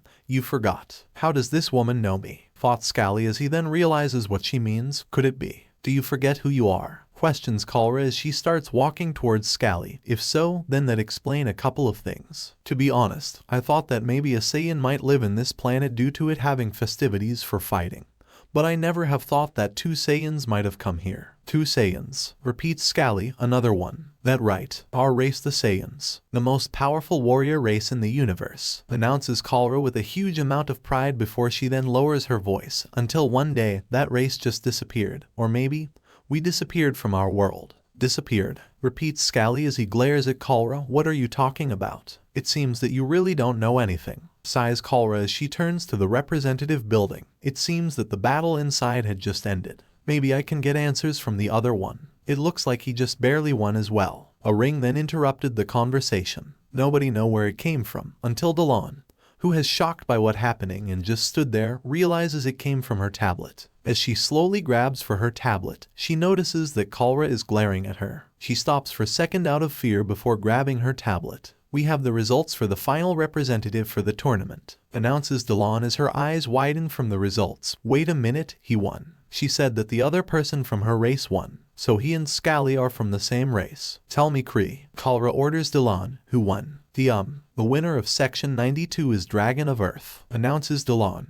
"Dragon of Earth," repeats Kalra as she tries to remember where she heard Earth from. "Earth, Dragon," thought Date as he then remembers that the Fantastic Four brought someone with them. Could it be him? "Earth," wonders Scally before turning to Date. "Didn't a couple of guys from that planet help stop the Skrull-Kree war?" "Yes," answers Date. "During war, the Earth was considered of value for both sides, resulting in both sides attempting to seize Earth, but failed due to Earth's heroes. In an effort to defend their world from seemingly everlasting war of both the Kree and Skrulls as well save their comrades who were captured during one of the Skrulls' attempts to capture Earth. In the end, those heroes managed to defeat the Skrull army and ended that war." "Amazing," says an amazed Scally. "They must have brought an army to stop that war." "They didn't," snapped Date. "It was just a handful calling themselves the Avengers that stopped it." "What?" said Scally with a shocked expression. "That war that lasted ages," thought a flabbergasted Jarek, "stopped by group from a planet that few had ever heard of at the time." "Avengers," thought Kalra as she briefly widened her eyes as she remembered something about Earth. "As I recall, that group from Earth had defeated the Mad Titan several times in the past. If they can defeat that immortal man, then..." A small smile suddenly appears in Kalra's face as the appearance of a Saiyan from Earth now interests her. "Well, isn't that interesting?" thought an interested Kalra as she calls out, "Kree, seeing as the competition is over, I believe I'm now allowed to enter." "Wait a minute," yells Delon as she steps in front of Kalra. "The report says that Dragon is incredibly injured, so just coming in will be..." "I'm sorry, but didn't you say that I'd be allowed when the fight is over?" questions Kalra as her eyes start to look cold. "I know, but the least you should do is wait until tomorrow where he'll be fully healed," complains Delon. "You should at least give him some rest." So Delon stops as she then notices the wind blowing behind her. It came out of nowhere as Delon then glances behind her. She then looks back at Kalra as she then notices that the wind is gathering around her. It took her a while to notice Kalra's icy cold eyes glaring at her, and by then, it was almost as if the world turned cold for Delon. It wasn't literally cold, as Battleground is a pretty warm planet with snow never coming down. But the eyes of Kalra sends shivers down the spine for Delon. At that moment, Delon became so petrified that she couldn't move. It was not from Kalra's Kai, but from Kalra in general. The way she looks at Delon, the way she stands, the way she acting, it was almost like Delon is a pleasant, whose life is being judged by a queen. I will only say this once, coldly says Kalra as Delon can no longer say anything at this point. I will obey the laws of the planet, due to the opportunity to fight strong opponents in this tournament as well as resupplying my ship.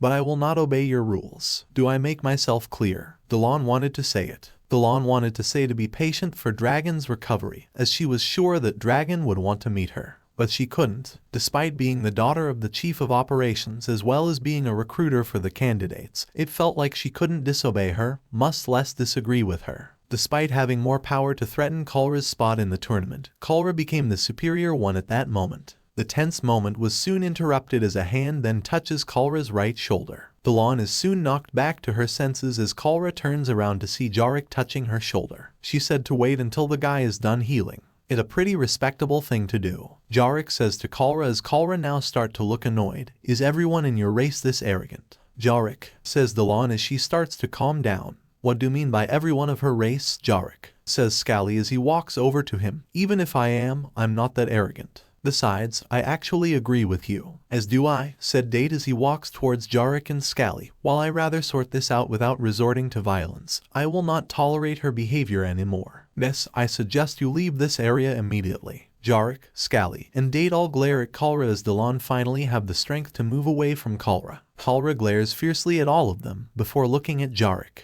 Your hand, says Kalra in a cold, quiet, yet venomous tone. Remove it from my shoulder. Jarek did just as that before Kalra suddenly turns around. Before Jarek even has time to react, Kalra places her right hand on Jarek's stomach. As Jarek adjusts to the right hand of Kalra, which is glowing with Kai, something happens to him. Jarek felt like he'd lost control of his body as his stomach felt sick all of a sudden.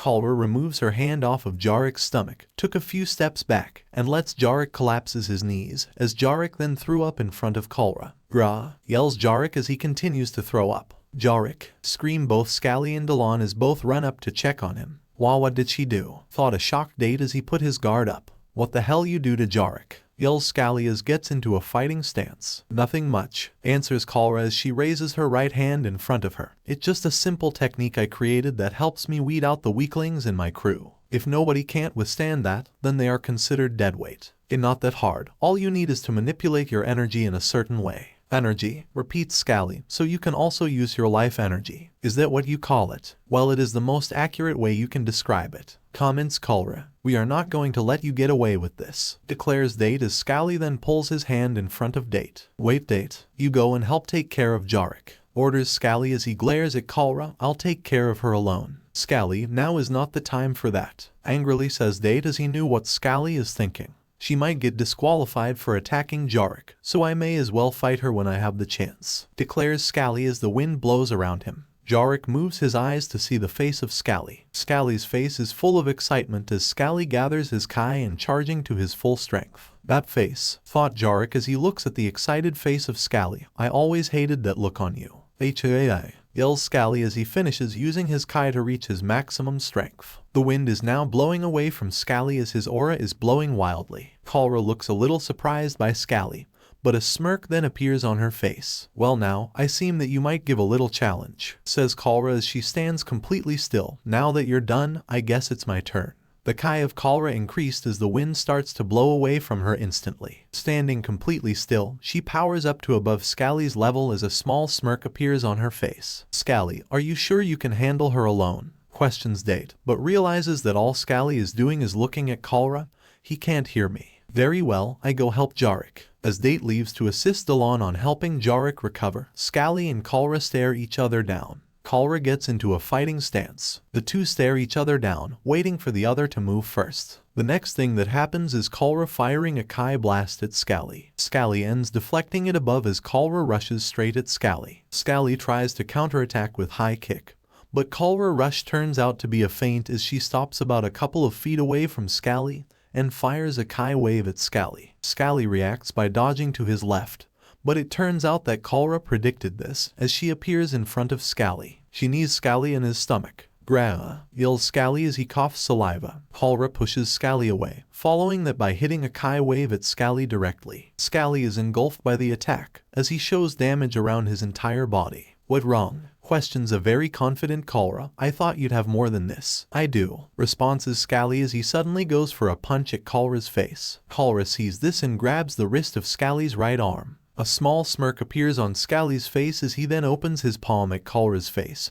firing a Kai blast at point blank. This loosens Kalra's grip as Scally pulls his wrist out as the smoke from the blast clears up. It reveals Kalra's face with a small gash on her cheek. Well, that was clever, compliments Kalra as she touches her cheek. You actually managed to hurt me. Maybe I've going too easy on you. The next thing that happens is Kalra powering up to double of Scally's power. Seriously, Scally thought to himself as Kalra finishes powering up. I knew she was stronger than me, but I didn't think by this much. Now, shall I show where you stand compared to me? Questions Kalra with a smile. Kalra rushes in at Scally, with her movements revealing her going for a straight right, as Scally prepares to block, knowing he probably couldn't dodge in time. Kalra's straight right turns out to a feint, as she delivers a strong high kick to break Scally's block. She then delivers a kicking combo on the sides of Scally, finishing it with a powerful stomp on his stomach that sends him flying straight to a wall of a building. Scally flies out of the rubble of the wall and starts going on the offensive on Kalra with a rapid fury of punches,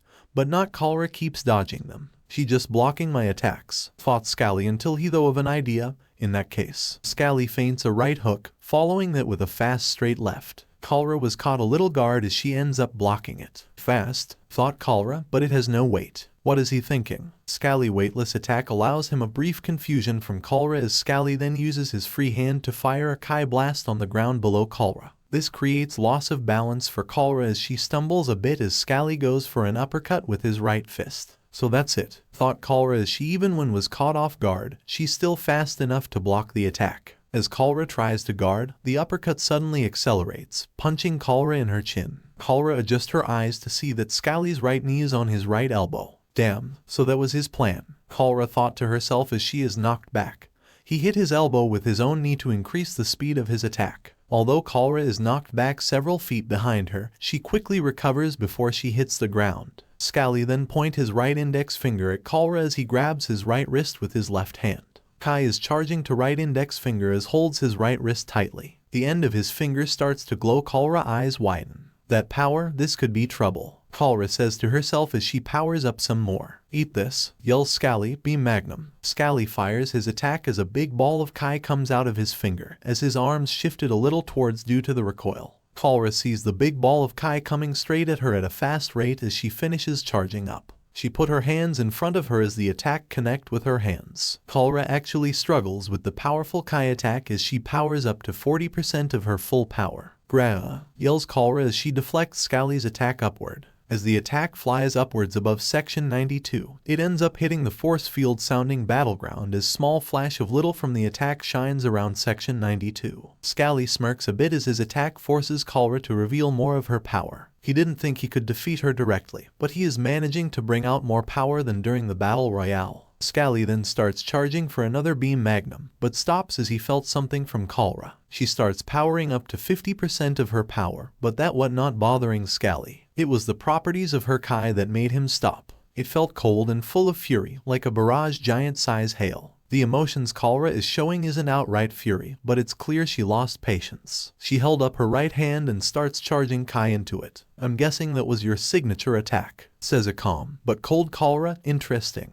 And it seems that you can keep firing it as well. But now that you showed me an impressive move, I might as well destroy any hope of you thinking you can defeat. An intense Kai starts roaring around Kalra as the ground beneath her starts to crack from the pressure of her Kai. Her aura expands to about 7 feet in radius around her while keeping a steady, yet roaring flow. Allow me to show what one of my techniques can do. Kalra flies straight up in the air as she held up her right, which is full of Kai. The aura around her hand starts sparkling like lightning as Kalra creates a Kai sphere with her right hand. It then expands bigger than her hand before shrinking into the palm of her hand. She closes her hand and extends it back, like she about to throw a baseball. But to Scally's surprise, nothing came out of it. Oi, what did she do? Scally thought to himself. Suddenly, several of explosions happen around Scally as a blast hits Scally in the stomach. As Scally fell to the ground, another explosion to left of Scally, which sends flying to the right. Another Scally is set off before Scally hit the ground, sending flying as the grounds in front of the representative building is looking like a bombardment is taking place. Scally is flying all over the place as he recovers after an explosion puts him straight up in the air. "D-down," Scally said to himself as his body is damaged with a cut on his forehead that dripping blood and burnt marks in his right arm. What kind of attack was that? Cholera then flies straight at Scally and dive kicks him in the stomach. Scally coughs up blood as he is sent crashing to the ground. Cholera lands to the ground, looking at the smoking crater as it clears up, revealing a broken Scally. Cholera slowly walks to the crater and grabs Scally's right arm and pulls him up. "So it looks like you're done," Cholera says to an unconscious Scally. "For a while, you'd looked like you can actually stand up to me. But it seems I was wrong." The moment Cholera lets go of Scally into his crater, a green fist ends hitting Cholera in the cheek, as the force sends her flying to the left. The person who'd punched her instantly grabs Scally before he fell to ground. Cholera recovers and looks at the person who sent her flying, the Skrull. "Date. I didn't even feel you coming," says Cholera as she touches her cheek. "You even managed to touch me. I'm guessing you're not a normal Skrull." "You're right about that," says Date as he looks at Scally, who he is holding with his one arm. "Scally, if you and I had teamed up, the chances of beating her would have been in the realm of reality." "Are you taking over for him?" questions Cholera, "or are you retreating? I'll have you know, because of the actions of you three, I'm now in a very bad mood and I need to get rid of extra aggression." A Kai sphere appears on Cholera's hand as she pointed at Date. "You shall do." Cholera unleashes a fast Kai blast at Date as a large explosion happens upon impact. As the smoke clears, it reveals nothing as the attack didn't hit Date. Cholera turns around to see Date, still holding Scally, a couple of feet behind Cholera as he escapes the attack. "Skrull are not supposed to be this fast," thought Cholera. "Maybe this man is a super Skrull. I can't fight this woman head on if I'm holding Scally, so I have to escape," thought Date as he uses super speed to try to escape. As Date spins behind to escape, Cholera suddenly appears in front of him. "You're fast. Fast enough that I have to use my full speed to this," says Cholera with a smirk, "but I have faster initial speed." Date is caught by surprise. Cholera then raises her right hand to him and aims a Kai blast at him. "Damn," thought Date, "I can't escape. I have to do that." Cholera fires her Kai blast at Date as a small explosion is caused as a result. The smoke starts to clear as Cholera assumes that Date and Scally are finished. Suddenly, an orange fist came out of the smoke, knocking Cholera to the ground. "What the?" call out Cholera as she recovers. As Cholera aims a Kai sphere at the smoke, a voice is echo across section 92. "What in Palma's name is happening?" Cholera turns around to see two figures. One is man with brown hair and white temples in a blue outfit with the number 4 on the chest, Reed Richards, and the other is a blue-skinned Kree who bald, wearing a green robe, Miguel. As the smoke finally clears, it shows Date with orange rock-like skin as for a moment. Reed thought it was his friend Ben Grimm, before Date returns to normal. "Date, what in Palma's name just happened?" Miguel yells at Date, who reveals an injured Scally. "Scally, did that woman do all of this?" Around the middle of the surrounding buildings of section 92 is destruction. While most of the building are unharmed and the people escaped before Cholera unleashed her technique on Scally, the ground has a bunch of craters around the plaza of section 92. "Yes, Miguel," says Date as he felt that he couldn't hide anything. Although Scally did have a bit of a hand in it, he only responded when this woman attacked Jarek, who was trying to stop her when she was intimidating your daughter. "Delon," said Miguel in a concerned tone. "She fine," assures Date. "She away from here taking care of Jarek." "I see," says a calm-down Miguel. "In that case, as the Chief of Operations, Space Pirate Cholera, you are hereby banned from the..." "Chief." Miguel stops mid-sentence as everybody turns to Scally, who starts to get up even in the current state he's in. "Don't you dare say another word," Scally says as he tries to stand up straight. "I have so unfinished business with this woman." "Scally, don't try to stand," warns Date. "Your right leg is shattered and your left arm is swollen." At this rate, Scally responds by using his Kai to fly about an inch from the ground, which, if you're not looking at his feet, he looks like he is standing up properly. "I refuse to end things like this. Either you let this woman be in the tournament or we'll continue fighting." "The tournament be damned," yells a determined yet arrogant Scally. "Scally, this woman attacked Jarek and Jarek is strong enough to take care of himself and Delon is okay," says Scally as he says this in a calm tone.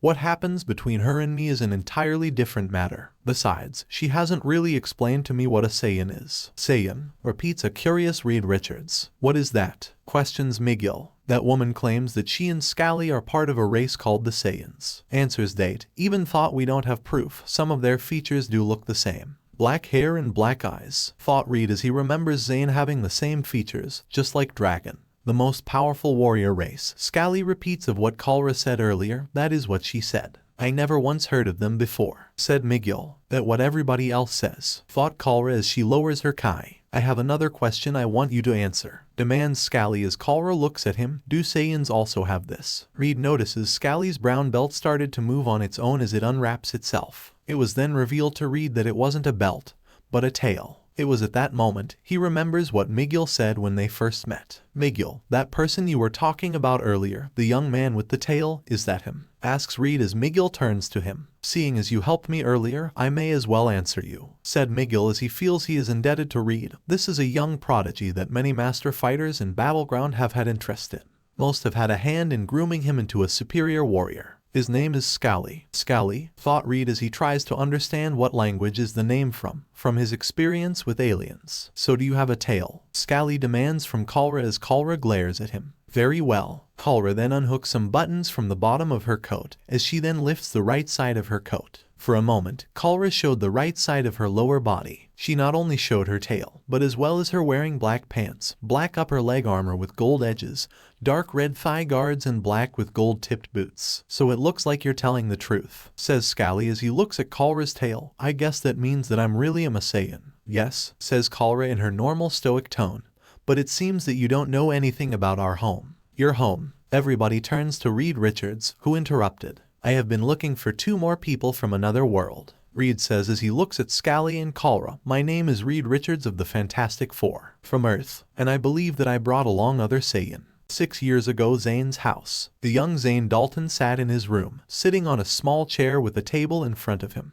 The direction he facing in also was the window in it, meaning he has plenty of light to work on the piece of paper in front of him. The headline of the piece of paper reads proof of formal apology, meaning he is supposed to give his signature to this piece of paper and give a speech by the next assembly, 9 days from now, and give a speech on why fighting is wrong and that he is to apologize to everyone for fighting and showing bad character. If he doesn't, he'll sent to juvie for the rest of the year. All he has to do is supposed to apologize for his behavior and give a speech on why fighting is wrong to avoid juvie, but he won't. And not because he afraid of giving a speech. He has the confidence give a speech to the entire world if he has to. And not because he doesn't want to write a speech. All he has to do is give a simple speech to the school, about 3-5 minutes speech. His mom can help him if she has to. The reason why Zayn refused to apologize and give a speech. This is stupid, says Zayn as he looks out the window, with a bored expression. Why is wrong to fight? It's been 2 days since Zayn was suspended from school. Since then, Zayn has been doing nothing but chores or staying in his room as punishment for his fighting.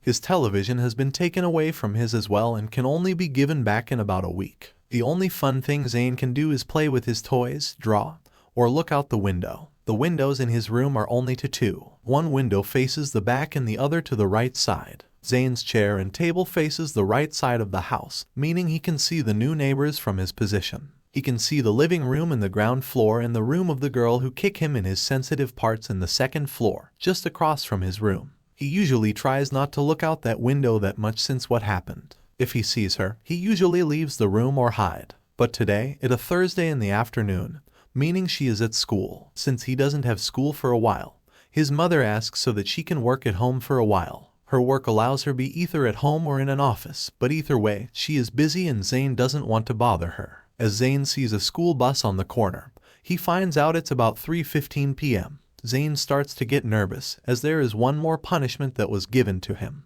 His mom warns him about fighting, and what happened back then was the last straw. The door to his room opens as his mother has a backpack with her as Zayn's face is filled with fear. Let's go, says Amy Dalton in a serious tone as she brings Zayn to his worst punishment. Flushing's, New York City YMCA. Ever since his first reported fight, Zayn's mother has been threatening him that if keeps fighting, he'll force him to do the thing he hates the most, taking dance classes. Zayn sits in the parked car with his mom, looking at the modest YMCA building. With a miserable face, he looks at his mom with a question. Do I really have to? Zayn asks with a depressed tone. It's so uncool for a guy taking dance classes. If people see me, then they are going to make fun of me. Well, you should have thought of that before. Besides, we are away from our neighborhood and from people from your school. Nobody there is coming all the way here, says Amy as she unlocks the car doors. I really have to leave now. I'll pick you up at 6. Amy kisses her son in the cheek as Zayn sighs as he leaves the car. The reason why Amy put Zayn all the way to Manhattan to take dance classes is due to her work being near. Zayn goes get the bag for his equipment for his class out of the backseat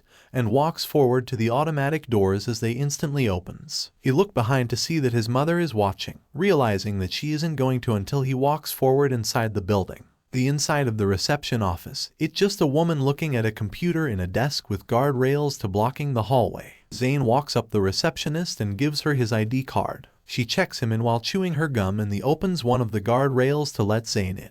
Zayn looks back and sees through the door that his mom is gone. The receptionist gives Zayn direction to the class as Zayn starts walking slowly and miserable to where the room is. This is my nightmare, is the only thought Zayn is having. While nobody knows why, for some reason Zayn hates to dance. His mother been trying to give him lessons in dancing by herself, as she loved to dance during her youth in the late 60s, early 70s. After one session, Amy is happy how quickly he adapted, but he ends up hating it, so she stops there until his first fight. This is bad, Zayn says to himself as he opens the door. This is very bad. Inside the dance room, it looks like what a dance studio would look like, with mirrors on one wall with rails on them along with wooden flooring. From what Zayn can see is the teacher talking to what appears to be another teacher as the student dancers are doing stretching exercises. There is mostly girls with no guys in sight, making Zayn, as he expected, the only boy there. He scans the girls to see if anybody he recognizes from school. There were about 20 girls there, whose age varies from 1 or 2 years younger than Zayn to about 2 years old than Zayn, along with that one girl who about 11 years old. Zayn looks at most of the girls, all of them he doesn't recognize. For a moment, Zayn felt relief that nobody he knows is there, until he spot the last girl, then his heart drop.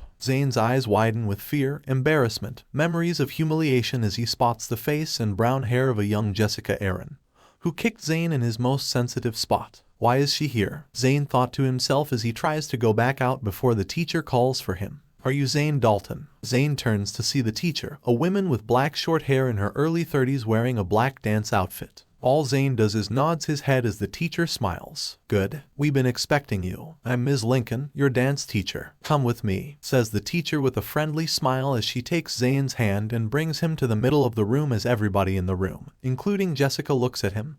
Everybody, this is Zayn Dalton. He'll be joining us today, so I want everybody to get along with him. As she says this, Zayn can tell there are some girls who are looking at each other, snickering. As the teacher continues, Zayn's face keeps getting redder and redder from embarrassment. Zayn tries to calm his head as he takes a peek to the right side of the room and sees Jessica. She glaring at Zayn as Zayn quickly looks away from her as the teacher finishes introducing. Zayn, honey, go to the back room over there and change to your dancing gear, says Ms. Lincoln as she points to the door next to the mirrors. Then I want you to take a seat next to Jessica. Then Abigail here will teach you about stretching exercises. Abigail the student instructor, a woman who looks like she in her early 20s with long blonde hair tied up a ponytail. As Abigail guides Zayn to the back room, where it's full of lockers, she waits outside as Zayn stands in the empty locker room, with no way to escape but the one door he came in from. I don't like this, Zayn says to himself as he stomps the floor. I hate this. Zayn emerges out of with a guy's dance outfit with black and red strips as Abigail takes his hand and leads him to the right of Jessica, who takes a couple of steps away from Zayn as Abigail starts teaching him personally. Okay Zayn, I want you to pay attention. Stretching is important so you won't feel pain after doing things like dancing and exercising. Okay, explains Abigail as Zayn nods. After that, I'll teach you basic stuff and help you catch with the rest of the class. In about a month, you'll catch up the rest, okay? Yes, Ms. Abigail, said Zayn in a defeated tone. Amy sign up Zayn for a 6-month course. A whole half a year of this for Zayn. While the young Saiyan feels miserable right now, he also finds out that even in a dance studio like this is filled with people who will soon help mold Zayn into the young hero known as the Fearless Dragon. People who will teach Zayn about life outside fighting and decisions for the future. Section 92. The two Saiyans, Kalra and Scally, pauses their battle when a man, physical weaker than them, gets in between them.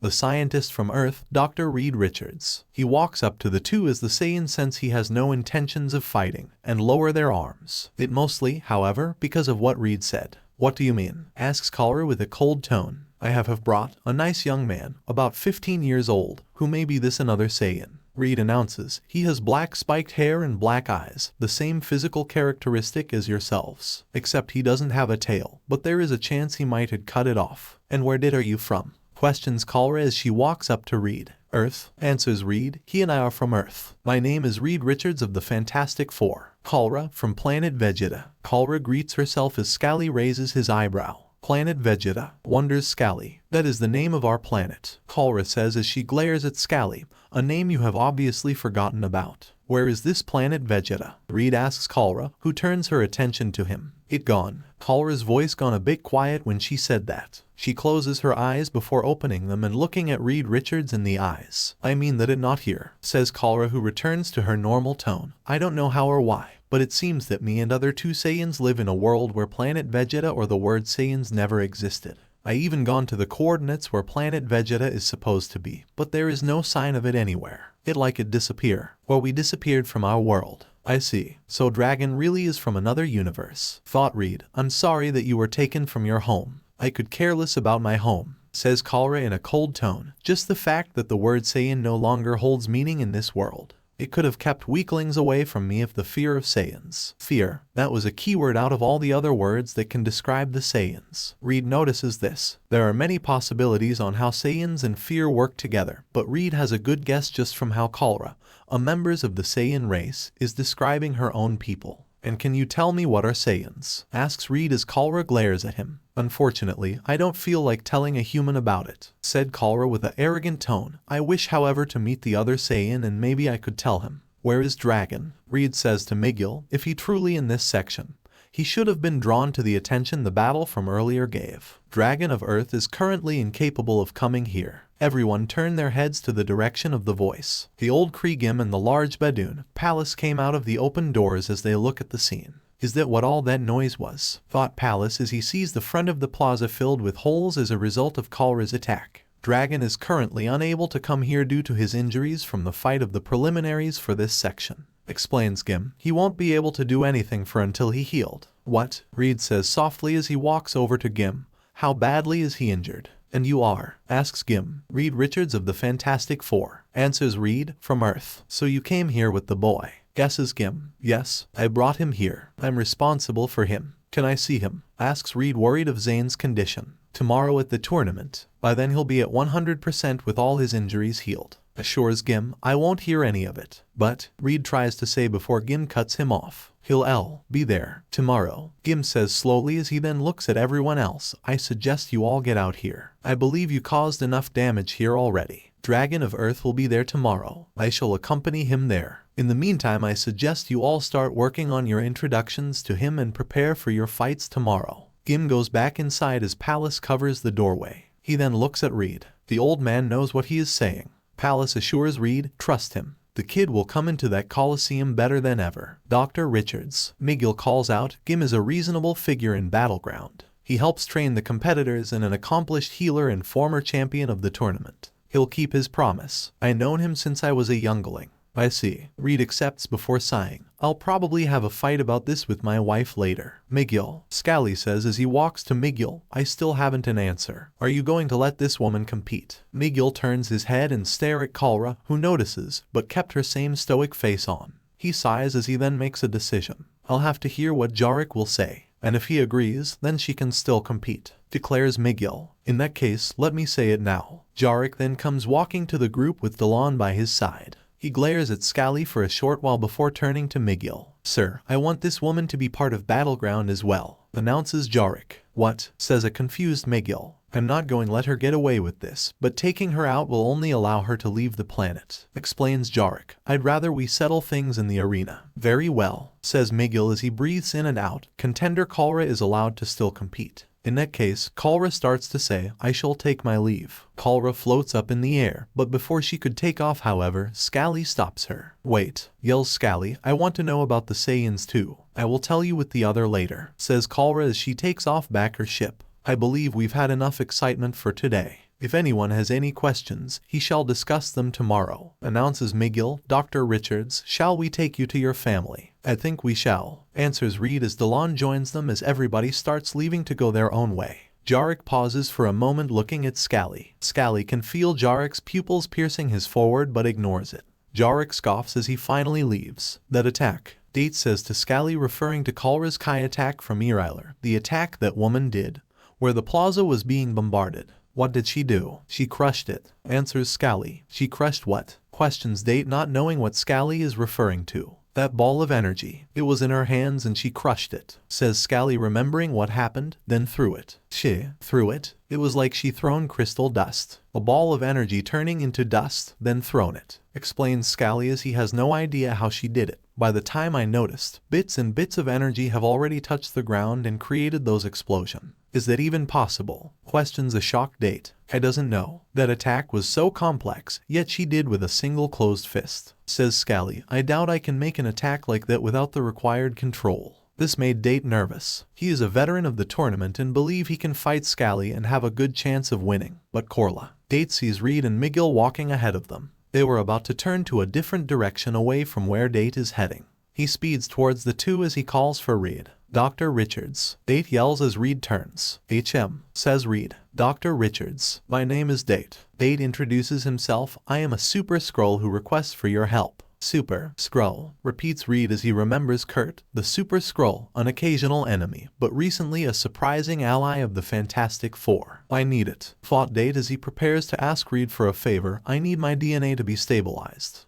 It is all he can see. It is the deepest shade of black that he can only see. Zayn Dalton, the fearless dragon, is walking around this blackness, having no idea where he's going. He's just walking, hoping to finally see something if he doesn't stop. After a while of walking, he finally spots something. It was a bright light. Zayn pauses as he stares at it before sprinting towards it. When he arrives, what he found giant orbs with something in them. Stars? Wonders Zayn. He can see these giant orbs have different set of stars on them. More so than the stars, Zayn is more distracted by the size of the giant orbs. They were bigger than his head and looked difficult for normal humans to carry. He was about to touch them, but he noticed something besides them. A body. He couldn't see the body as it was dark too, but he can its mouth moving. He can see what looks a face looking at something above the orbs. Zayn turns to that direction and sees a giant green muscular reptile coming out of the orbs. Its red eyes are looking at the body as the body finally says something out loud. Don't let him destroy everything. The giant reptile looks at Zayn as its red eyes glows. The name of this creature is Porunga. Section 92 Representative Building Gim's Quarters. Zayn wakes up. He didn't suddenly wakes up from shock or stand up.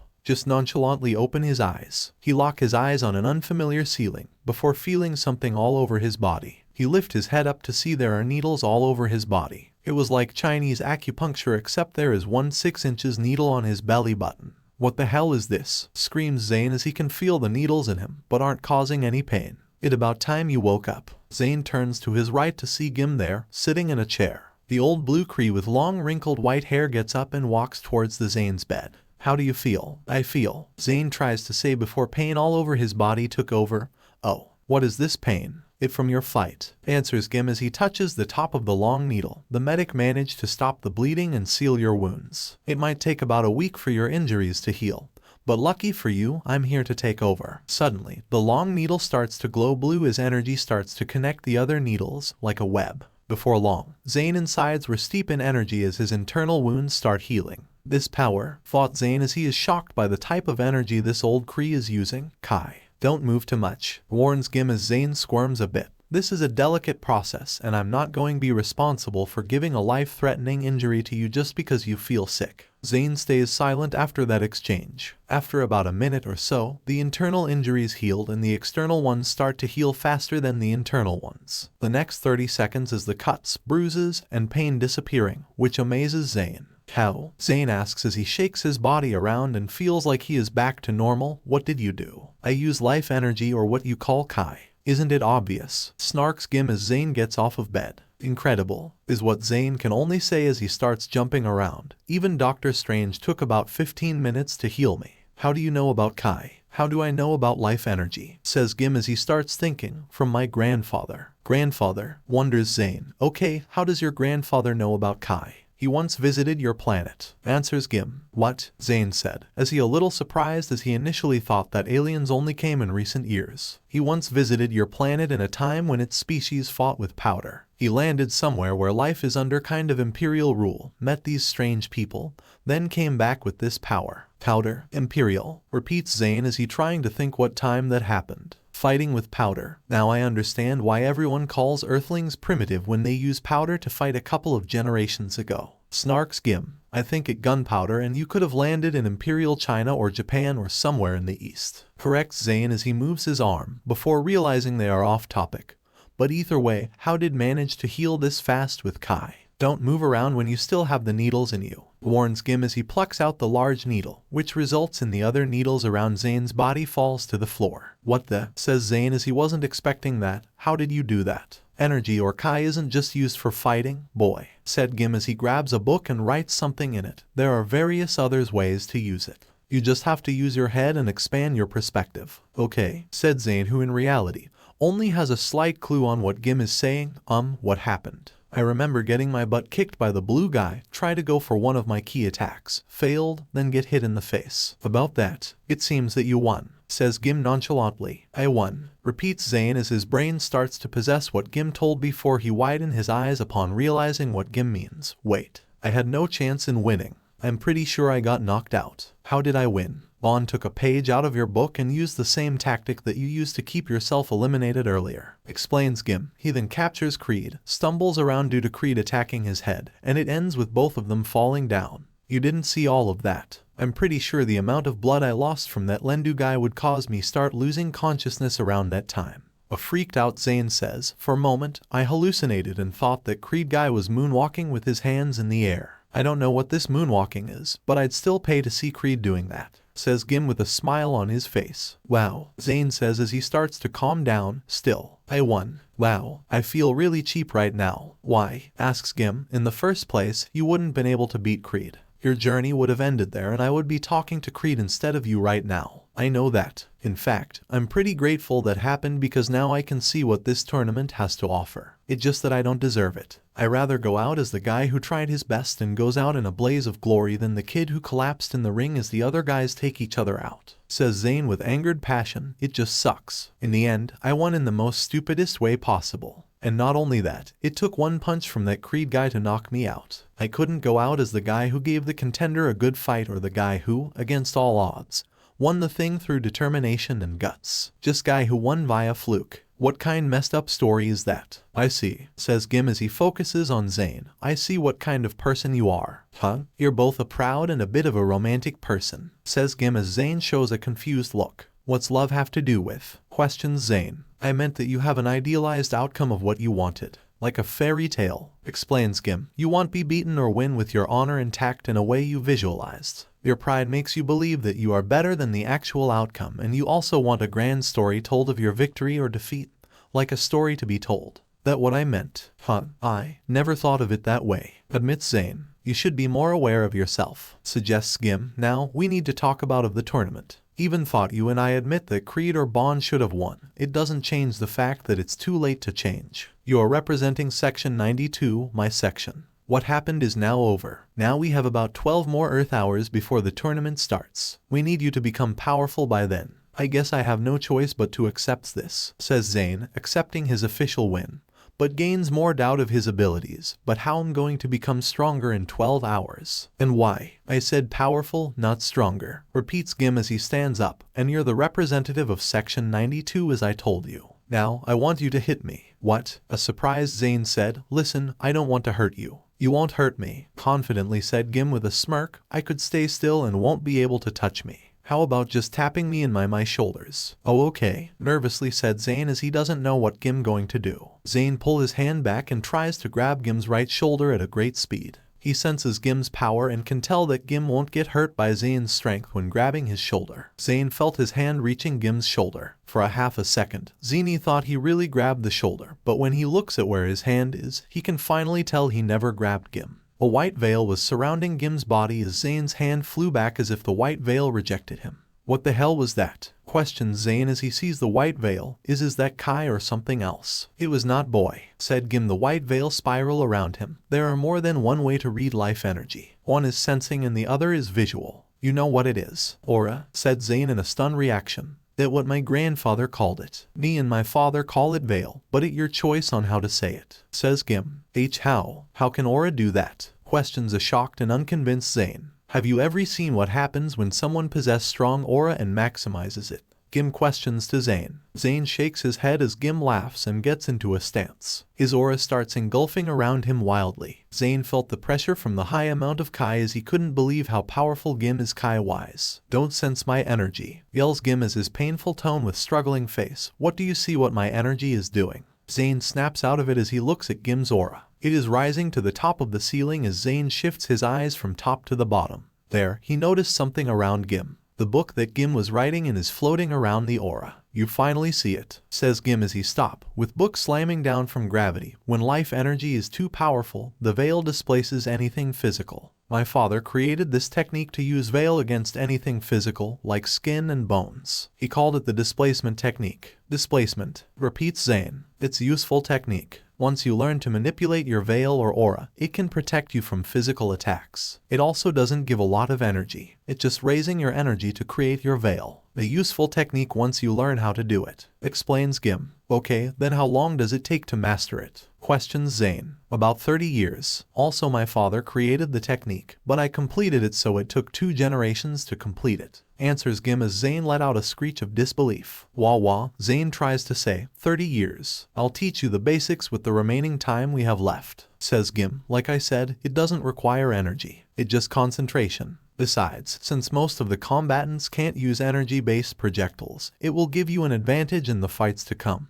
Okay then, accepts Zayn. I'll try to learn this technique. But I have a question. What is it? Why are you teaching me this? Asks Zayn, who unsure what Gim's motive is. You're teaching me, a random guy who came from another planet and won your thing, a technique that came from your family. Why? I told you, I don't want you to disgrace the name of my section. Answers Gim with a grumpy tone. Besides, I have no sons and heirs, so I'm just teaching this anybody who knows who to use life energy. Besides, you aren't the only one who knows how to use energy. Wait, there are others here who know how to use Kai. Asks Zayn. Yes, I had various students in my years. Some I stopped teaching when they couldn't use energy, some who use it unexceptionally, others who I considered high in my book. Gim says, explaining about his students, but there was one student who'd mastered the usage of life energy faster than any one of my students. And he also from the same race as you. Wait, what? Zayn cries. What do you mean? It seems that after you fainted, there was a commotion outside the building featuring 2 people who are probably from the same race as you, informs Gim. Would you like to hear? Why yes, answers Zayn. Then you don't mind telling me about that thing you did when you were fighting Lendu, where your muscles expanded. What was that? Requests Gim. Section 10, Hotel. Read, that young man was our responsibility. What if something happens to him? In a bedroom of a hotel in Section 10, Reed and his wife, Sue Richards, are having a disagreement about what happened to Zayn. Reed just explained where Zayn is and Sue is not okay with it. Sue, I don't know what his condition is and they won't let me near him until tomorrow, explains Reed. Besides, I know that he is okay. How do you know, Reed? Questions Sue. You're smart, not psychic. How could you leave with people we barely know in another planet? Sue, I can't tell what his condition is, but I know that he is alive and emotional stable. Reed says as he pulls out a small screen device from his pocket. This is reading his brainwaves. It's green right now, so he isn't severely being affected mentally or emotional. He also alive if you want to hear that. Sue looks at the screen reading green as he raises her eyebrow as she turns to her husband. How did you? Sue tries to say before figuring out what Reed did. You put a small sensor on his head. I didn't have time to tell him about when we landed, so I just put in there non-discreetly. Reed tries to explain. Besides, he a teenage boy in an unknown planet. I didn't know how he would react and I caught up with Miguel, so I didn't have time to tell him. Tomorrow, you're telling about the sensor, okay? Demands Sue. I'm planning on doing that, Reed says as his wife has a satisfied smile on her. As the current issue is resolved for now, Reed turns his thoughts to the mysterious tombs from earlier. A tomb of a legendary fighter along with 5 other mysterious tombs, as well as the unknown energies coming out of it. To the people of Battleworld, this is a serious issue. But to Reed, it becoming quite alarming due to how similar the unknown energy is to another type of energy Reed is familiar with,